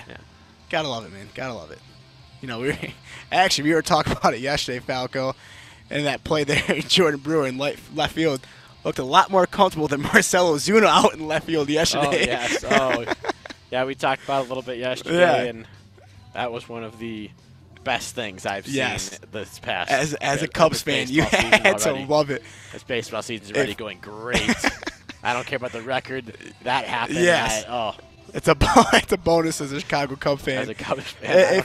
If nobody saw it, it looked like Marcelo Zuna he obviously had a horrible read on the ball. He was climbed on the fence before the ball even got to him. He thought it was gone, and then he realized that it wasn't going over the wall and jumps off the wall and tries to dive and catch it, and it bounces right over in front of him, then goes over the wall. It'll be number 1 in SC, not top 10 for sure Friday morning. Do they still do the thing where they carry over from the previous week's not top 10 and see how yeah. Do they still do that? I hope so. If they do, I want this to last the entire he could be on there for a couple months because it was bad. It was funny because as soon as he dove for it, he just sat there and laid on the warning track for like a couple seconds. He knew that one to be talked about, and that's. Not only did he misjudge the depth, he also was off by a foot, I think, to one side. And his timing was completely off. He's just sitting at the wall before the ball is even close to getting towards him. It was baseball comedy at its best. From one Austin to another, Austin Morales takes over for Indiana State. Throws a pitch to Jack Blommer, and that's hit high in the air towards right field. Enriquez is going to reach it near the right field line and camp under for out number 1 here in the 5th. Yeah, Austin Morales, to say it politely, he's a guy who was struggling a little bit on this season with a 16.87 ERA. What that one at bat jumped it down to 5, so clearly there's a small sample size. And his whip sitting at 2.0, which is also not ideal. But this is one of those situations, up 6-2, you get yourself a couple innings, get yourself some in-game experience, and kind of sort of shift the momentum of the season. Yeah, Morales comes into this one. This will be just his 4th appearance on the year. Okay. As you mentioned, 16.88 ERA coming in. 2 2/3 innings pitched only on the season. Walked a couple, struck out a couple. Batters hit .333 against him, although obviously those numbers really fluctuating with the flyout. K.O. Thomas takes the first pitch strike against Morales, the lefty. And now golfs one in towards right center field, or left center field rather. Going out is the shortstop Clay Dungan, who will camp underneath it. We're out number 2. A couple quick outs here for Austin Morales. And we're probably going to see the ERA drop down another point. But yeah, and you have he's sitting at 3 1/3 inning now. One real bad performance will totally skew those numbers. So It's definitely an opportunity for here Austin Morales kind of change his momentum this season and, shift the ERA in his favor, which has dropped 1.5 there. So he's already down almost a full 3 points from when he was coming in today. Got a lot of small sample size in baseball. Oh, yeah. That's why sometimes stats don't tell you the entire picture. You got to really look at the performances game to game to understand how a player is performing. All right, so this is going to be a difficult task for Harrison Salter here as he takes the first pitch ball low, 1-0. He is 0 for 0 with 2 RBIs today. How can he keep that going? That's what I want to know. Can he somehow walk and drive himself in? He could do one of those situations where he walks and continues to go around the bases. Running. Does that count That'd as be tough. an RBI? I don't know if that I think it would. I don't. That's a good question. If it's the same play somehow, maybe. I don't think it's ever happened in baseball history, though, so I don't think we can look it up. Without some serious errors and runs going on. Yeah. 2-0 pitch from Salter is foul tipped into the glove of the catcher right. And it's 2-1 now. I think maybe Flash could pull that off, maybe rolling around the bases there before you. But I don't know. I don't think that's ever happened in Alex Sheehan, baseball I think, history. The perfect superhero baseball player. Salter lines one into left field for a base hit, so his 0 for 0 day's gone. But he is 1 for 1 with a couple of RBIs, which I'm sure he'll take. Yep, he's on 2 out here for the top of the order coming up in Jordan Wogu. Yep, and his batting average jumps up to 312. So again, another small sample size that is improved. And like we just talked about the last half inning, Salter, a guy who's had a couple great at-bats, delivered his first hit of the day. But really, I've been really impressed with him behind the plate. He showed great composure. He went out and talked to his pitcher a couple times to relax him, calm him down, and has been great behind the plate, blocking and scooping pitches. So far, a great performance here by Harrison Salter. Now Jordan Wogu, who comes up, who's been pounding the ball the last couple of days. He takes the first pitch low and in for a ball, 1-0. Today specifically, he's got to fly out to medium deep right field and foul territory when it has since doubled twice, 1 to left center, 1 to right center. Yeah, on a play that, was very unlucky to stay in the park. Could have provided himself here in the first inning another situation to get another great hit. So his 1 out coming on an unlucky play. 1-0 pitch to him, misses low in the dirt. It's 2-0 now. I like also, kind of seeing that last pitch, Wogu's definitely got that aggressive, sort of stride out. You see a lot of players now don't like to stride anymore because they stay in that wide base batting stance. And they don't like to stride, especially with runners in scoring position, runners on. But Wogu's got that really explosive stride as he fouls a ball off here out down the left base or third base line. He has that powerful stride, and with that, his hips are really swinging hard. So he's definitely a guy who's got a lot of power in those hips and in that stride, and it definitely shows why he's hitting so well this season. 337, got a couple great doubles today. Definitely an explosive hitter. You can definitely tell when Wogu's taking all the way or whether he has the green light based on those hips firing through. Or whether it's too far inside to fire the hips. Yeah. Like that one was, where he had to back out of the way, and it's 3-1 now. That is what you call a beautiful transition by Austin Falco. Segue. Yeah, segue. There you go. All about the segue. Yeah. Harrison Salter being held on at first, not taking a big lead at all, especially with the lefty on the mound. And Wogu's ready for a 3-1 pitch. Here it comes. He fired the hips through there, but watch ball 4 miss up and away for ball 4, and now there's 2 runners on with 2 outs, and Jesse Franklin coming up to the plate. I was very curious. What was she talking about? The ideal superhero baseball player? We came up with the ideal superhero baseball player, especially in the field, is Elastigirl. Elastigirl. She's fielding everything. Elastigirl. What's that from? Mr. Incredibles? From The Incredibles. The mom. Okay. Yeah. Okay. She's fielding everything. The Incredibles. Yeah. Yeah. Yeah. She probably has some great range there at second base, shortstop. Just throw her in the middle of the field. She's going to grab everything. You just gotta, the only way to very good call. The only way to not have her get everything is you got to hit the ball hard and be down the line or something like that. Or low. Yeah. Well, I don't know. That's great baseball analysis by Alex Shee there. And another that was our joint effort is coming up with things there. That's a good one. First pitch, Jesse Franklin's a fastball on the outside corner for a strike, 0-1. Trying to think of our MCU guys, Avengers coming up. Me and you both love. Yeah. I'm trying to think. Ooh, I got one, I think. Spider-Man. Of course. So athletic. Yeah. 0-1 pitch misses away, 1-1. Not only that, but any ball over the wall, you can just flick that web there. Yeah, it's not rob anywhere. any home run. Yeah, I think that might be the one. Or Iron Man, he can fly a little bit. Oh, man, I can't. I'm so excited right now. I'm so excited. I'm getting myself pumped up for Endgame. My marathon starts tonight officially. Oh, okay. Okay. So firing up the first couple Ironmen tonight. Nice. 1-1 pitch. Misses outside for a ball. 2-1 to Franklin. I'm a couple movies into my I know you're a couple movies in there. Yeah. in my rewatch. You're not doing the full rewatch. No, I'm not. I found my important movies. I think I'm about 5 in. I just watched I'm about 6 or 7 in. I just watched Civil War, which is a classic. You're flying through. Okay. I'm flying through, yeah. I have 14 on my list. I think I'm 7 through right now, so it's been nice. A lot of later ones are must-sees. Yeah. 2-1 pitch to Franklin. Misses outside for a ball. 3-1 now. Yeah, still on the list. I got Thor Ragnarok, Black Panther. I got Ant-Man and the Wasp on there because I liked really the quantum realm stuff. I feel like it's important for Endgame. I mean, we're just throwing theories out now, but yeah, I'd agree. It probably has some sort of factor at least. Yeah, I would agree. So there's definitely a couple more movies. Spider-Man's on there too. Obviously, Infinity War. I've seen that so many times. Oh, yeah. I'll watch it again. Oh yeah, I can quote that entire movie. 3-1 fastball. Misses high to Jesse Franklin. He'll take his base, and the bases are now loaded for Jordan Brewer. 2 gone here in the 5th. Yeah, definitely a guy you don't want the bases loaded. Coming up the plate is definitely the guy you don't want to pitch against with the bases loaded. Jordan Brewer, a guy who's can do a lot of damage. Looking at the stat line, 429 with bases loaded. So, yeah, Jordan Brewer, the Michigan equivalent of the Hulk, perhaps. Yeah. Fortunately for the Wolverines, I think his Hulk always stays out. Unfortunate for the Avengers, Bruce Banner was controlling the entire Infinity War movie. Do you think he's going to pop out here in Endgame? I think he has to. You think so? Yeah, so we're going to get a pitching change here, so we got a little more time to talk our little Avengers Endgame, going on our little nerdy run. Little convo. I think not exactly sure who's coming in here for Indiana State. All I know is it's probably not named Austin. The last 2 pitchers named No. Austin Cross, Austin Morales, both out of the game. I don't see any more Austins on the roster, so I think they're out of those, unfortunately. Unless Austin Falco comes down there for Indiana State. They get real desperate. Yeah. I wasn't even a pitcher when I pitched or when I played, so I couldn't even. I pitched occasionally if I was pitching. Oh boy. Yeah, that's how it was for me. If I was pitching, it was probably like 15-5. We're winning or we're losing. So.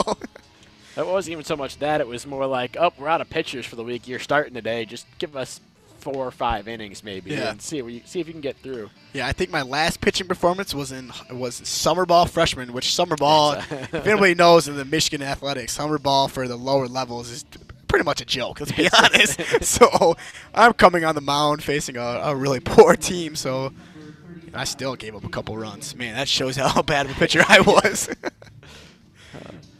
Someone who's not as bad as us two up here is Jake Ridgway, who's in the game for Indiana State. Ridgway's making his 17th appearance on the year. Leads all Sycamore pitchers by a good amount there, at least 5, I believe, if my count is correct. He's leading by 5 there. He's got 4 saves in the season, tied for second on the team. He's got a 1-0 record, 2.25 ERA on the season. Pitched in 28 innings, which is good for 5th on the team. Struck out 27 batters in those 28 innings, walked 14. Has got up a couple long balls, but batters really only hit 224 against him. So definitely, it looks like Indiana State's digging into their true bullpen. They're one of their best, guys out of the pen there. Like you said, man, 225, the 1.29 whip. That's very, very good. It's very solid out of the Indiana State program. It really has had such a great year, sitting at 24-6 on the season. Beat the Wolverines last night. So excuse me, I'm not exactly sure what conference they are in, but I would have to imagine that they're controlling that conference very well so far here throughout the season. The Missouri Valley Conference. Missouri Valley, 1 and 2 to start the season thus far. They played against Missouri State last weekend. Lost a game in 11 innings to start that series. Lost the first game of a doubleheader in 12 innings, each by 1 run apiece, and then blew out Missouri State in the 3rd game, the second game of that doubleheader, 12-0. Really came in commanding, and also beat Purdue this past Wednesday, or rather the Wednesday before they went against Michigan State, and only took 1 of 3 from the Spartans. No, it's definitely, like I said, man, another program that's working very well. 24-6 in the season is definitely a positive look there in the Missouri Valley Conference. First pitch to Jordan Brewer, 1-0 is the count after that ball. Now the 1-0 count. Strike thrown there with a fastball, 1-1 now. I can definitely tell why Jake Ridgway, sorry to cut you off, it definitely got that low ERA, man. He's got that power behind his his long stride to home plate. And he's got some heat on that fastball. And you wouldn't necessarily know it just by looking at the scores of these past 2 games. Giving up 7 runs yesterday and 6 runs today, but got me Missouri. Yeah, the Missouri Valley Conference. Yeah. Indiana State ranks 5th nationally in ERA. Okay. 275 coming into this series in Ann Arbor. Yeah, definitely. And like I said, man, definitely a team that's, very, very good. Jake Ridgway come out of here facing a guy in Jordan Brewer, just delivered another fastball that was definitely got some heat behind it. It was a bit low, though, so now he's behind in the count 2-1. Brewer looks ready to pounce at the plate. 2-1 pitch. Big swing there. Fouled back off the catcher right. And the count's going to even itself up at 2 balls and 2 strikes. Definitely setting up that breaking ball here. Yes, like you said, he delivered another fastball low and away. Definitely got Brewer chasing here on that high fastball. He's definitely going to look to, maybe buckle Jordan Brewer, give him a breaking ball, low and away, keep it at that same low and away spot as Brewer is clearly sitting fastball right now. Coming set is Ridgway right about the chest. 2-2 pitch to Brewer. Swing and a miss there. Looked like a slider low and in, perhaps. Maybe a fastball that just blew right by Brewer. Either way, it is strike 3 and out number 3 here in the bottom of the 5th. Michigan loads the bases with 2 outs, but are unable to score and get a couple runs back. So through 5 innings, Michigan leads Indiana State by a score of 6-2 here on WCBN Sports coverage of Michigan baseball. Yeah, kind of looking at the whole landscape of this month, man. It's a good time to be a nerd fan right now. We got Endgame coming up, and my show premiering for the first time this season. Game of Thrones premiering for the first time this Sunday. Oh boy, am I pumped up for that. Actually, I think I'm going over to Charlie's tonight, having Game of Thrones trivia going on. They do have Game of Thrones trivia. Yeah. My team, we are perennial winners there. We Okay. have won. Absolutely. I don't even know how many Charlie's gift certificates we've won. I'll just say last year at the Super Bowl, we had a bill that was, I believe, $370. Good and night. We did not pay a lick of it Good night. at the Super Bowl. Wow. And still had plenty of money left over. Throughout the past couple of years, we have had a lot of success at Charlie's Trivia. Unfortunately, tonight for our team, a few of us have not seen Game of Thrones. A few of us don't know Game of Thrones well enough for trivia. So I think we're skipping out tonight and starting the Marvel movie marathon. Nice. Okay. Compared to our usual staples over there. But nice. Good luck to you. I hope you bring home some we got keep our winning streak going. We got 4 guys going. 1 guy that's really just want to go there to drink. And we got 3 other guys who've watched Game of Thrones. I've seen it like 2 or 3 times. I'm obsessed with looking at YouTube theories. So were you there last week for the MCU tribute? I was not. No. Oh, you missed out there. You were there? How'd you dominate? Didn't you? Carried that team. Austin Falco, the man. I'm not gonna say, but I did. The man, the myth, the legend, Austin Falco delivering at the MCU tribute. I believe it, man. 15 out of 15. I'm just saying. 15 out of 15. No one else got more than 14 in the entire bar. So I'm just. Wow, impressive. What kind of questions were they delivering? In case you're wondering, Groot. Well, how about this was the one deciding question that all the 14s got wrong. Oh man. What game was Groot playing in Infinity War when they were on the ship and he kept telling him to stop? Oh, my gosh. Oh, and then he swore and saying, I am Groot. Everybody, oh, my gosh. He's playing it a couple times throughout the – well, I'll let you sit on that as C.J. Huntley steps to the plate. Jack Weisenberger still in the game for Michigan. First pitch is a ball outside, 1-0. Dang, that's a good – I don't know. It is Defender. Defender. It is Defender. Oh, my gosh, yeah. Everyone said Space Invader. It was Defender. It was Defender. Space Invader they played in I think the first Avengers, that one guy in the shield. That was also a question that was Galaga as a single up the middle gets past a diving Akeo Thomas to lead things off here in the 6th for C.J. Huntley. Well, was that right in that one? Was that? It was Galaga. It was Galaga. In the original Avengers. That was also a question there. The one shield agent. What about a couple of the other tricky ones here? I thought that was Space Invader. Who plays Justin Hammer in the Iron Man 2? Oh, I don't know actors' names. See, okay, so you're not going to get those ones. Yeah. Is there a lot of actor names and stuff? There was only 2 of those, I believe. It was Sam Rockwell in Iron Man 2. Okay. Looking to watch that one tonight. Ready to see a little Sam Rockwell performance. And not a huge fan of Iron Man 2. No, not. I mean, it's not okay. it's not bad. I mean, it's an MC movie, so I like it. Stuff happens, but nothing is important. I guess is really kind of what it comes down to. We see a little introduction to War Machine, but besides that, that's about it. Yeah, actor names is gonna be tough. And Aunt May in Spider-Man: Homecoming is played by. Yeah, I see her face. I don't know her name. Marissa Tomei. Okay. Yeah, actor names and actors' names. Those are a couple not huge on, but yeah, when you talk about like the actual content of the series. I'll see if I can come up with a couple more that were asked. As Jack Weisenberger is going to make his way off the mound, and Benjamin Kaiser makes his way onto the mound for the Wolverines for a pitching change here in the top half of the 6th. Aunt May, yeah, it's usually such a weird thing for the MCU, and every Spider-Man we've seen, Aunt May has been old. And this one, they bringing out the young Aunt May. Different. I like it, though. Kaiser making his second appearance in this 2-game series. Pitched an inning and a third yesterday. Gave up 2 hits, 1 run. It was not earned through a wild pitch that allowed the run to come across and tie the ball game, I believe. Or rather, came across one before tying the ball game. Yeah, we look at Kaiser's stat line, 3.18 ERA, which is not too bad. But man, this is WHIP absolutely impressive, .882. You really doesn't get much better than that as a reliever coming in situations where you can't afford to give up walks and hits. Kaiser's a guy who's, not going to surrender those walks and hits. Like I said, an 8.82 ERA. That's incredible. You really can't beat that. It's very good.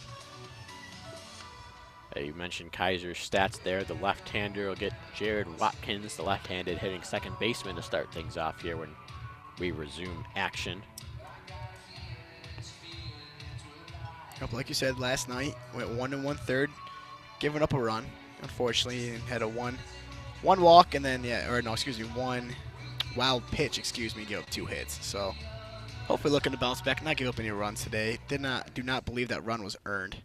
Yep, it was an unearned run he gave up, but another situation for him to get in-game experience here is, looking for his, I believe his 18th. Let me look it up here. 18th, this can be his 18th inning pitch, so he's sitting at 17 right now. This will be his 13th appearance on the year. He did get a start earlier this year as more of an opener. Okay. Yeah, 17 innings pitched, 15 strikeouts, 4 walks. Batters hit just 193 against him. First pitch ball to Jared Watkins to start things off.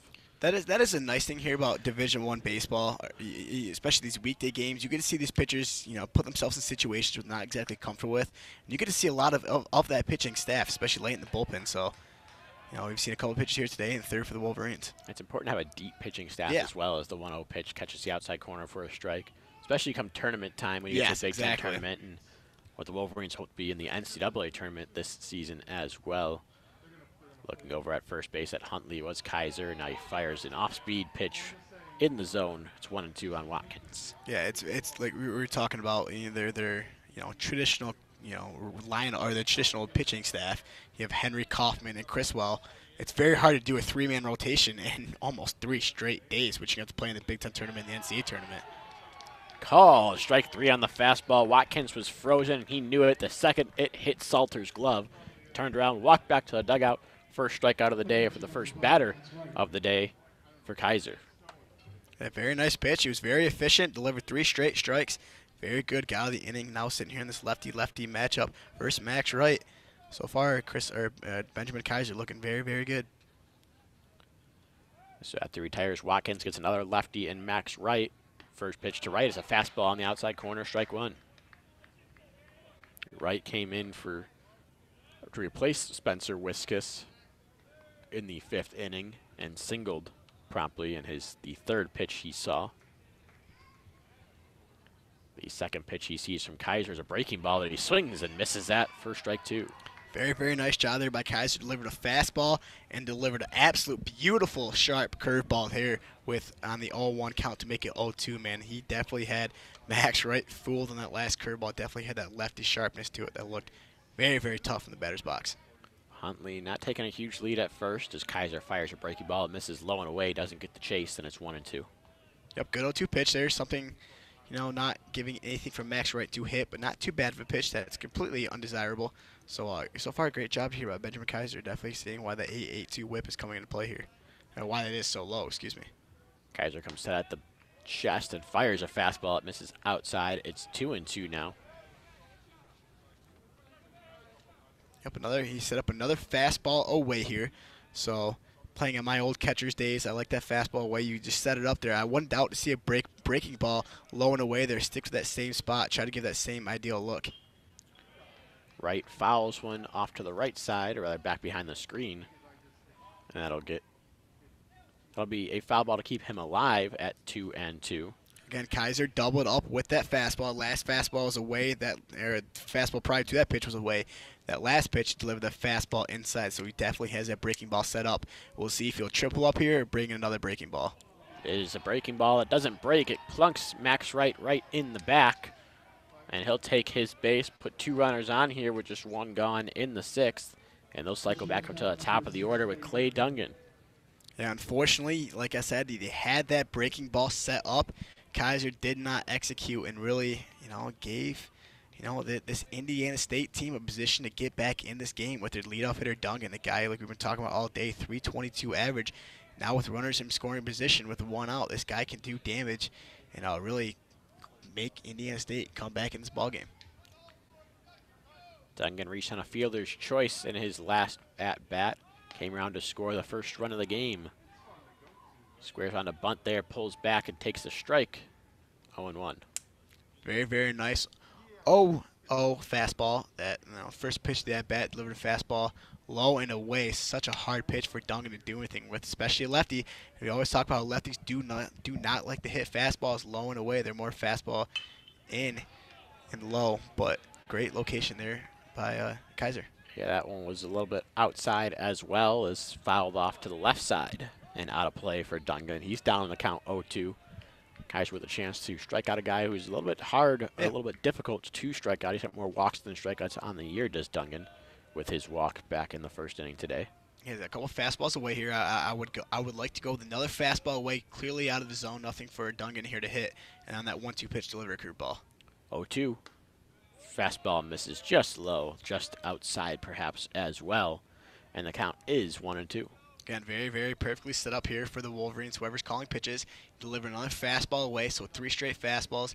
Dungan has seen 3 straight fastballs. Now you can deliver that breaking ball away like that will start in the zone, look like that fastball, and then adjust that curveball and break away. Nothing for Dungan to hit. Kaiser comes set, doesn't check the runners, fires a 1-2 fastball low and away again, and it's 2-2. Yep, for the 4th straight fastball.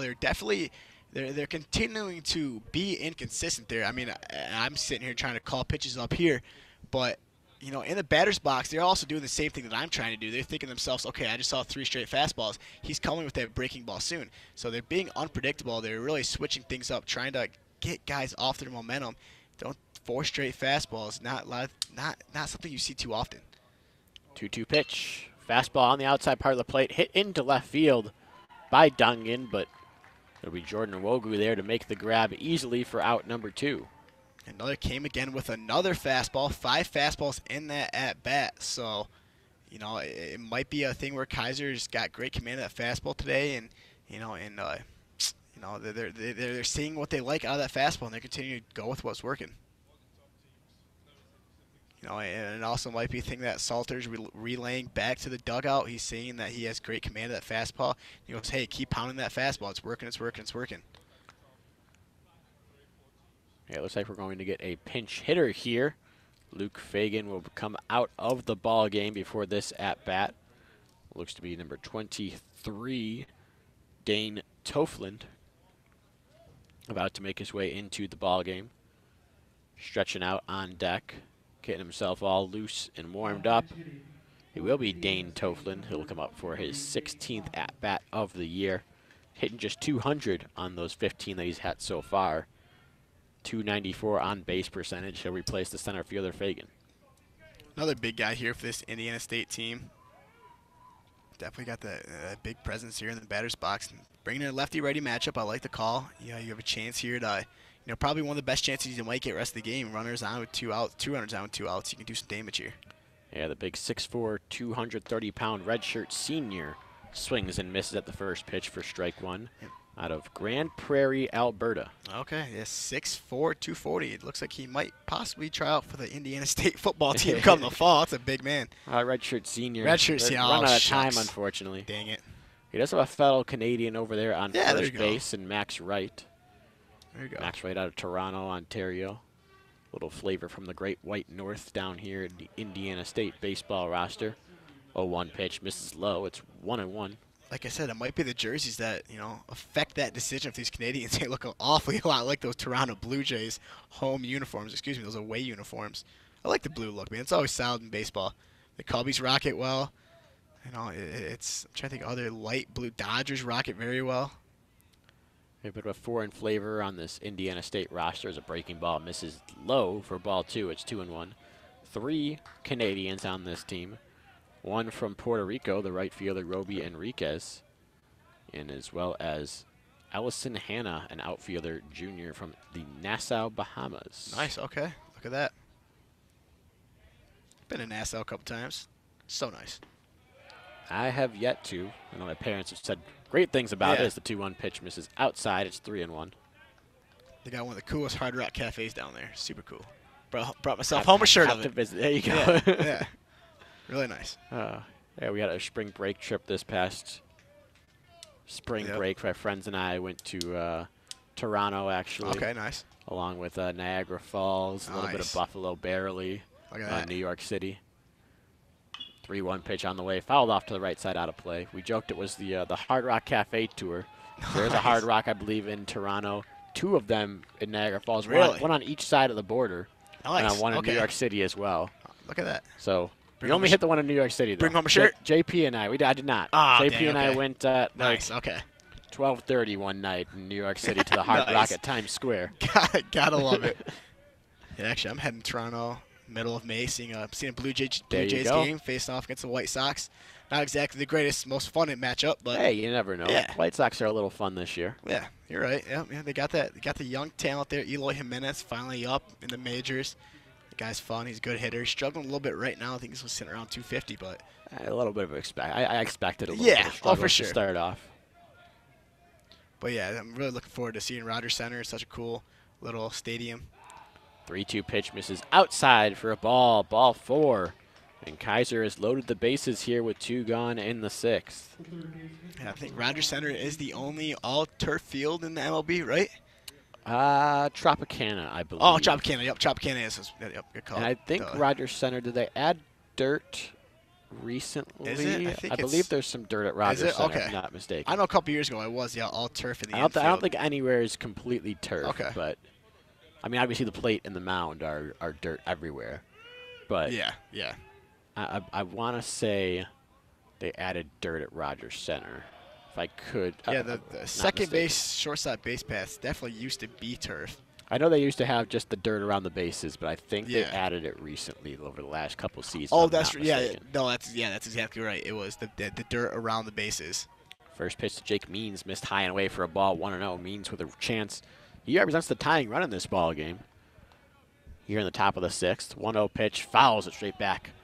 Big swing on that one, trying to tie the ball game there with a grand slam was Means. It's 1-1. Yeah, exactly what we were talking about earlier. A 6-2 ball game, bases loaded. You can really tie this ball game up, and Jake Means definitely looking to do so here. Means the big third baseman. He's reached base all 3 times he's come to the plate today. A single and 2 walks. Also scored a run just last inning. Kaiser comes set. Takes his time. 1-1 pitch. High fastball. Ball 2. Kaiser starting to lose a little bit of command here after a strikeout to start the inning. Hit by pitch, fly out, and a walk. And the bases are loaded. Kaiser has the ball in front of him, glove down at his thigh, and then he'll come set at the chest. 2-1 pitch, lined up the middle, over ahead of a leaping Akeo Thomas. 1 run's going to score. Being sent is right. He will score as well as the throw goes towards third to stop Toflin from going to third. And a 2-run single there from Jake Means makes this really a whole new ball game. It's 6-4. Right back in it is, Indiana State, and a great approach there by Jake Means, absolutely driving a ball straight away to center field, but also a great job by Jesse Franklin getting the ball in as quickly as possible, keeping Toflin there at second base rather than going to third. And also great job by Indiana State third base coach to keep him at second, not wanting to surrender that third out at third base. More action in the Wolverine bullpen as Chris Feder goes out to talk to Kaiser, calm him down a little bit. Indiana State rallying here. They've got 2 in the 5th, 2 in the 6th to make it a 2-run ball game. At this pace, will be tied next inning. Yeah, hopefully not. Of course, for the Wolverines. For the Wolverines, you prefer to obviously stop that trend, and you got to get out of this inning first in order to do that. And we have seen, Michigan's bats kind of slow down a little bit. Haven't got any runs. That's the 3rd inning, the 4th, and the 5th, and not surrender any runs. And like I said, we had that big third inning where they got 4 runs. Since then, they really haven't done much damage. So that was the story of yesterday's ball game too. 5 runs in the first 3 innings, and then from then on, a couple in the 6th. That was it the rest of the way. Yeah. 6 of the last 7 innings, nothing on the scoreboard. Here for the Wolverines, scored in the first 3, have not scored in the last 2. Yeah, I mean, you got, like we were talking about earlier, the same due-up as, I believe it was the third inning that got it all started, the 4, 5, and 6 with Lewis, Nelson. This time, Van Remordo is going to be coming up for the Wolverines, but it's definitely part of the lineup that can do damage. So, Wolverines are going to get going. Hopefully next inning is the inning that they got to do so. Romero Harris steps to the plate, trying to get another big blow as he did yesterday. He gave Indiana State a 3-run lead back in yesterday's ball game. Michigan tied it back up, but at the time it was the biggest hit of the day before the go-ahead home run, game-winning home run in the 10th. This one misses low and into him. Count is 1-0, and that game-winning home run yesterday was Jake Means, the guy on first who just delivered a big 2-run single. Hey, you can't afford to fall behind here if you're Kaiser. You just gave up 2 runs. You had the bases loaded. You gave up a 2-run RBI single. Now you have the runners on the tying runs on base. So you gotta pound the zone. You gotta be efficient if you want to stay in this ballgame. Keep the Wolverines with having the lead. Kaiser pounds his zone there and gets a swing and a miss from Romero Harris. It's 1-1. Big at bat here. You can hear the Wolverines getting vocal in the dugout, all the way up over the railing at this point, trying to help Kaiser get out of this inning. 1-1 pitch. Grounded towards short. Blomgren's going to field it. Bobbles for a second. Throws to first in time, though, to get Harris, not the speediest runner. And the Wolverines do get out of the inning, only allowing 2, but those 2 runs really clawing Indiana State back into this one through 5.5. We'll head to the bottom of the 6th. Michigan looking to tack on some insurance, leading 6-4 over Indiana State. You're listening to the official student radio broadcast for Michigan baseball here on WCBN Sports. Yeah, great job there by Jack Blomgren. Runners first and second, 2 outs. Got a ball in between the shortstop and third base hole. And that's such a tough play for a shortstop with that runner, crossing right in front of your face, but sticking with that ball. You saw him bobble it a little bit, but he didn't rush. He knew he had a slow runner heading to first base. Got the ball in his glove. Didn't have to double pump or anything. He just corralled himself, threw it over the first base, and got the huge out for the Wolverines. Big play. As like I said, the Wolverines are looking to maybe tack on a couple runs here, get a couple more insurance runs. A 2-run lead, it's okay, but you never could have more insurance, and you never could have enough insurance. Excuse me. And Lewis, Nelson, and Van Remordo coming up. It's definitely the time where the Wolverines got to tack on a few more and continue to take control of this ball game. Michigan will send to the plate in this half inning, as you mentioned, Lewis, Nelson, and Van Remordo. The 4, 5, and 6 spots in the lineup. Be huge for the Wolverines to tack on even just one. You'd feel a little bit better. Absolutely. If they can go to the bullpen, and guys coming out of the bullpen feel much more comfortable with a 3-run lead rather than a 2-run lead, or even a 2-run lead rather than a 1-run lead. Those extra insurance runs are, obviously all the most important here in any sort of baseball game. Heck, talking about baseball right now, I'm a happy fan. I know your Cubs are struggling a little bit. They're starting to pick it up, but a little bit. Man, my Tigers, just about best start as they can possibly think of. Again here today, Matt Boyd, my man, got another win, third win of this season, second win of this season, beating the Indians, first place in the AL Central, baby. Don't expect for them to be in first place for a long time, but gotta look forward to it while I have it. Ride it while it's fun. Yeah, exactly. Coming set is Ridgway, resuming action here in the 6th inning. He works out of the stretch and fires a high fastball to Miles Lewis. It's 1-0. Yep, you're seeing Indiana State defense definitely playing the shift. Second baseman Watkins is playing a couple steps left of second base, so they are totally expecting Lewis, which they've done for the second straight at bat, expecting him to pull. 1-0 pitch misses low. It's 2-0. I think a few steps left to second might be an understatement there. He's almost playing at the shortstop position is Watkins, and actually Dungan's not playing deep in left field or anything, just over near closer to the third base position. Well, I understand the more heavy of a shift this time because Lewis last time did squeak one through on that left side of the infield, even through that shift. So definitely clear emphasis of playing that shift. Fouling him back to the screen is Lewis. It's 2-1. He is 1 for 3 on the day. Pop out to first, single, as you mentioned, through that left side. Came around to score in the third. And then a fly out to right field in the fourth.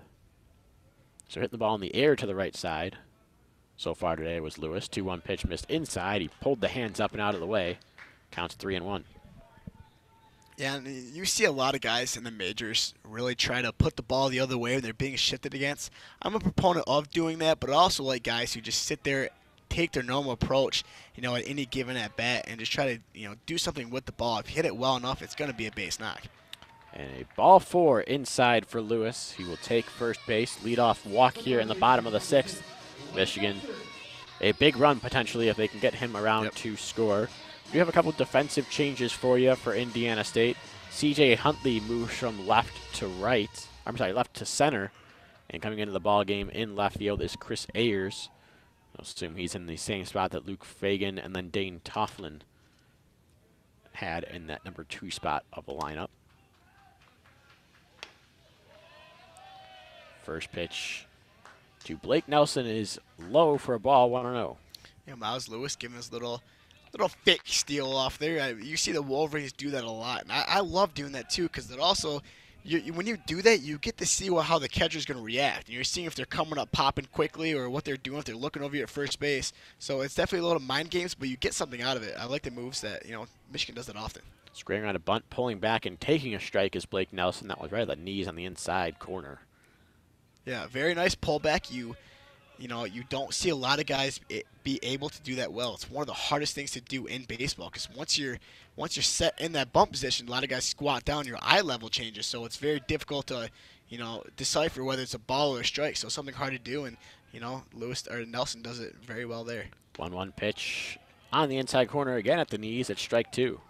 Looked a little inside. Nelson gave a peek back to home plate umpire Corey Hinga, and he wasn't happy about it. But here, 1-2, you choke up, widen the zone a little bit and try to put something here, maybe poke something in between that first and second base gap, as second base Watkins is playing a couple steps hand side while first baseman is holding on Lewis at first. Lewis fakes going a second, and Nelson kind of bounces out of the way backwards there on the inside pitch to even the count up at 2-2. They definitely have on the scouting report that Nelson is definitely a dead pull hitter, as like I said, Watkins is playing a couple steps hand side, and shortstop Dungan is playing a couple steps. Well, he's playing normal shortstop depth for the double play, but they're throwing everything inside. 2-2 pitch hit high in the air near center field, but with plenty of room ranging into the right center field gap is Huntley. He'll make the grab for out number 1. Tagging was Lewis, but he's not going to get to second on that one. Yeah, good at bat. 2-2 in the count. He had a good pitch to hit. He drove it out to center field. Just really missed the homer a couple steps shy of warning track, but it's not much you can do there when they're delivering you good pitches in the zone, which is exactly what Ridgway was doing. Really, since he's came in, had great command with a high velocity fastball. Definitely got that aggressive stride out there. Is looking very good, and you can tell why he's a 2.2 ERA pitcher. Been very, very good for this Indiana State ball club. Dominic Clemente will pinch hit now in the spot previously occupied by Jimmy Kerr and then Jack Van Remortel. Clemente comes in, started as the DH for Michigan earlier on in the season, has since kind of been phased out by the wealth of outfielders really Michigan has. Yeah, Clemente, a guy who's a lefty hitter, so Big Jack was that righty-righty matchup here. Clemente is going to provide you with that lefty-righty matchup. Clemente batting .208 on the season, puts one near the left center field gap, ranging over now and making a grab on the run in the center field gap. Left center field gap is Huntley for out number 2. Yeah, actually a really, really good reaction there from Huntley from center field, who just got moved there. And that's one of those plays where a lefty hitter hits it to that left center gap. That ball tailing away from you, so you have to be on the jump right away. And Huntley was very, very quick over there and continued to stride with that tail. Great play by Huntley and great outfield, reaction there from a guy who just got moved to center field. So after the leadoff walk, a couple fly outs here, have a 2 outs, 1 runner on situation in play for Jack Blomgren. No action in the Indiana State bullpen. This is all Ridgway right now, and maybe for another inning after this as well. Especially if he can get out of here without any damage. Again, faking going to second was Miles Lewis, and Blomgren takes low and inside for a ball, 1-0. Yeah, I'm totally for, Indiana State keeping Jack Ridgway on the mound. Like I said, he's been very, very good so far. His fastball's been looking very good. He keeps things inside, outside, on the corners. So, great performance thus far. Blomgren hits one in the air towards right field. It's slicing towards straightaway right field. And making the grab is the right fielder, Enriquez, for out number 3. As you said, leadoff walk, then 3 straight flyouts. And the inning here in the 6th. Michigan can't tack on any insurance. We'll head to the 7th inning with the Wolverines leading the Sycamores of Indiana State by a score of 6-4. You're listening to the official student radio broadcast for Michigan baseball here on WCBN Sports. Yeah, Jack Ridgway really keeping this Indiana State ball club in this game. Yeah, like I said, very, very good job. I think we may have some lightning in the area potentially. No. We are calling the game. I think Indiana State might have to lead. The game's running longer at 7:30. I don't know if there's concerns with weather or if Indiana State just has to get back, but we're going to call the game here after 6 innings. Game over. Michigan wins. How about that? Weird. Very, very weird. You're going to call the game after half inning? This was supposed to be a 9-inning game, right? From what I've seen. I did not get any notification that this game was supposed to be shortened at all. And they played the bottom of the 6th, so clearly there was, intent for there to be a 9-inning game. Well, either way, it's a 6-inning game. Either way, well, I guess that's going to be it here in 6 innings. Yeah, we didn't get any notification about it. Just a kind of a sudden ending there. The umpire started walking off the field, and I guess that goes as a series split here for Michigan. Yep. They get the W here, 6-4. Winning pitcher Jack Weisenberger, losing pitcher Max Klein. Each of them their first in each category. Weisenberger 1-0, Klein 0-1, and I guess a nice rebound performance from Michigan, even if it was trending towards maybe something disastrous later on. Yeah, you hit exactly right there. Indiana State had all the momentum in this game. Jack Ridgway was pitching absolute excellent, kept him in the game. They clawed back and got 4 runs, made it a 6-4 ball game, but I guess something's going on. Baseball is baseball. This game's over, and Michigan's add another win to the win column. And, it all came with their early dominance, especially that big 3rd inning where they came across 4 runs. And Jesse Franklin, the guy who delivered today, a big performance from him. Hit 1 hit, 2 at-bats with that big bomb there in the 1st inning. And again, big win for the Wolverines. And like you said, taking that series split. So I guess that'll do it here at Ray Fisher Stadium for us here at WCBN Sports. Michigan moves to 23-9 with the win. Indiana State down to 24-7 with the loss. Certainly a more than respectable showing from the Missouri Valley Conference visitors, as well as the Michigan Wolverines. Tough-fought midweek series. They split the games, and we will have more Michigan baseball action for you next week. On Wednesday will be our next broadcast of Michigan baseball, I believe. Currently slated, we're going to have the return of Max Brill working for the Michigan baseball team. Going to come back and call a couple games midweek. Indiana State, this is Indiana State. Next week is Bowling Green. On Wednesday, it'll be a 5 p.m. start Eastern as well after the Wolverines get back from their weekend series in Columbus. So any parting thoughts, Andy, before we leave Ray Fisher Stadium for the week? No, I guess that's why it's so important to jump ahead of the game early and you do what you got to do and you put yourself in a situation to win. Fortunately, Wolverines got to a hot start and they jump out of this Wednesday with another W. All right, that will do it. 6-4 the final. Once again, Michigan over Indiana State in 6 innings worth of play. I'm Austin Falco for Andy Laidlaw and all of us here at WCBN Sports. Thank you for tuning in tonight. We wish you, as always, a good night and a Go Blue.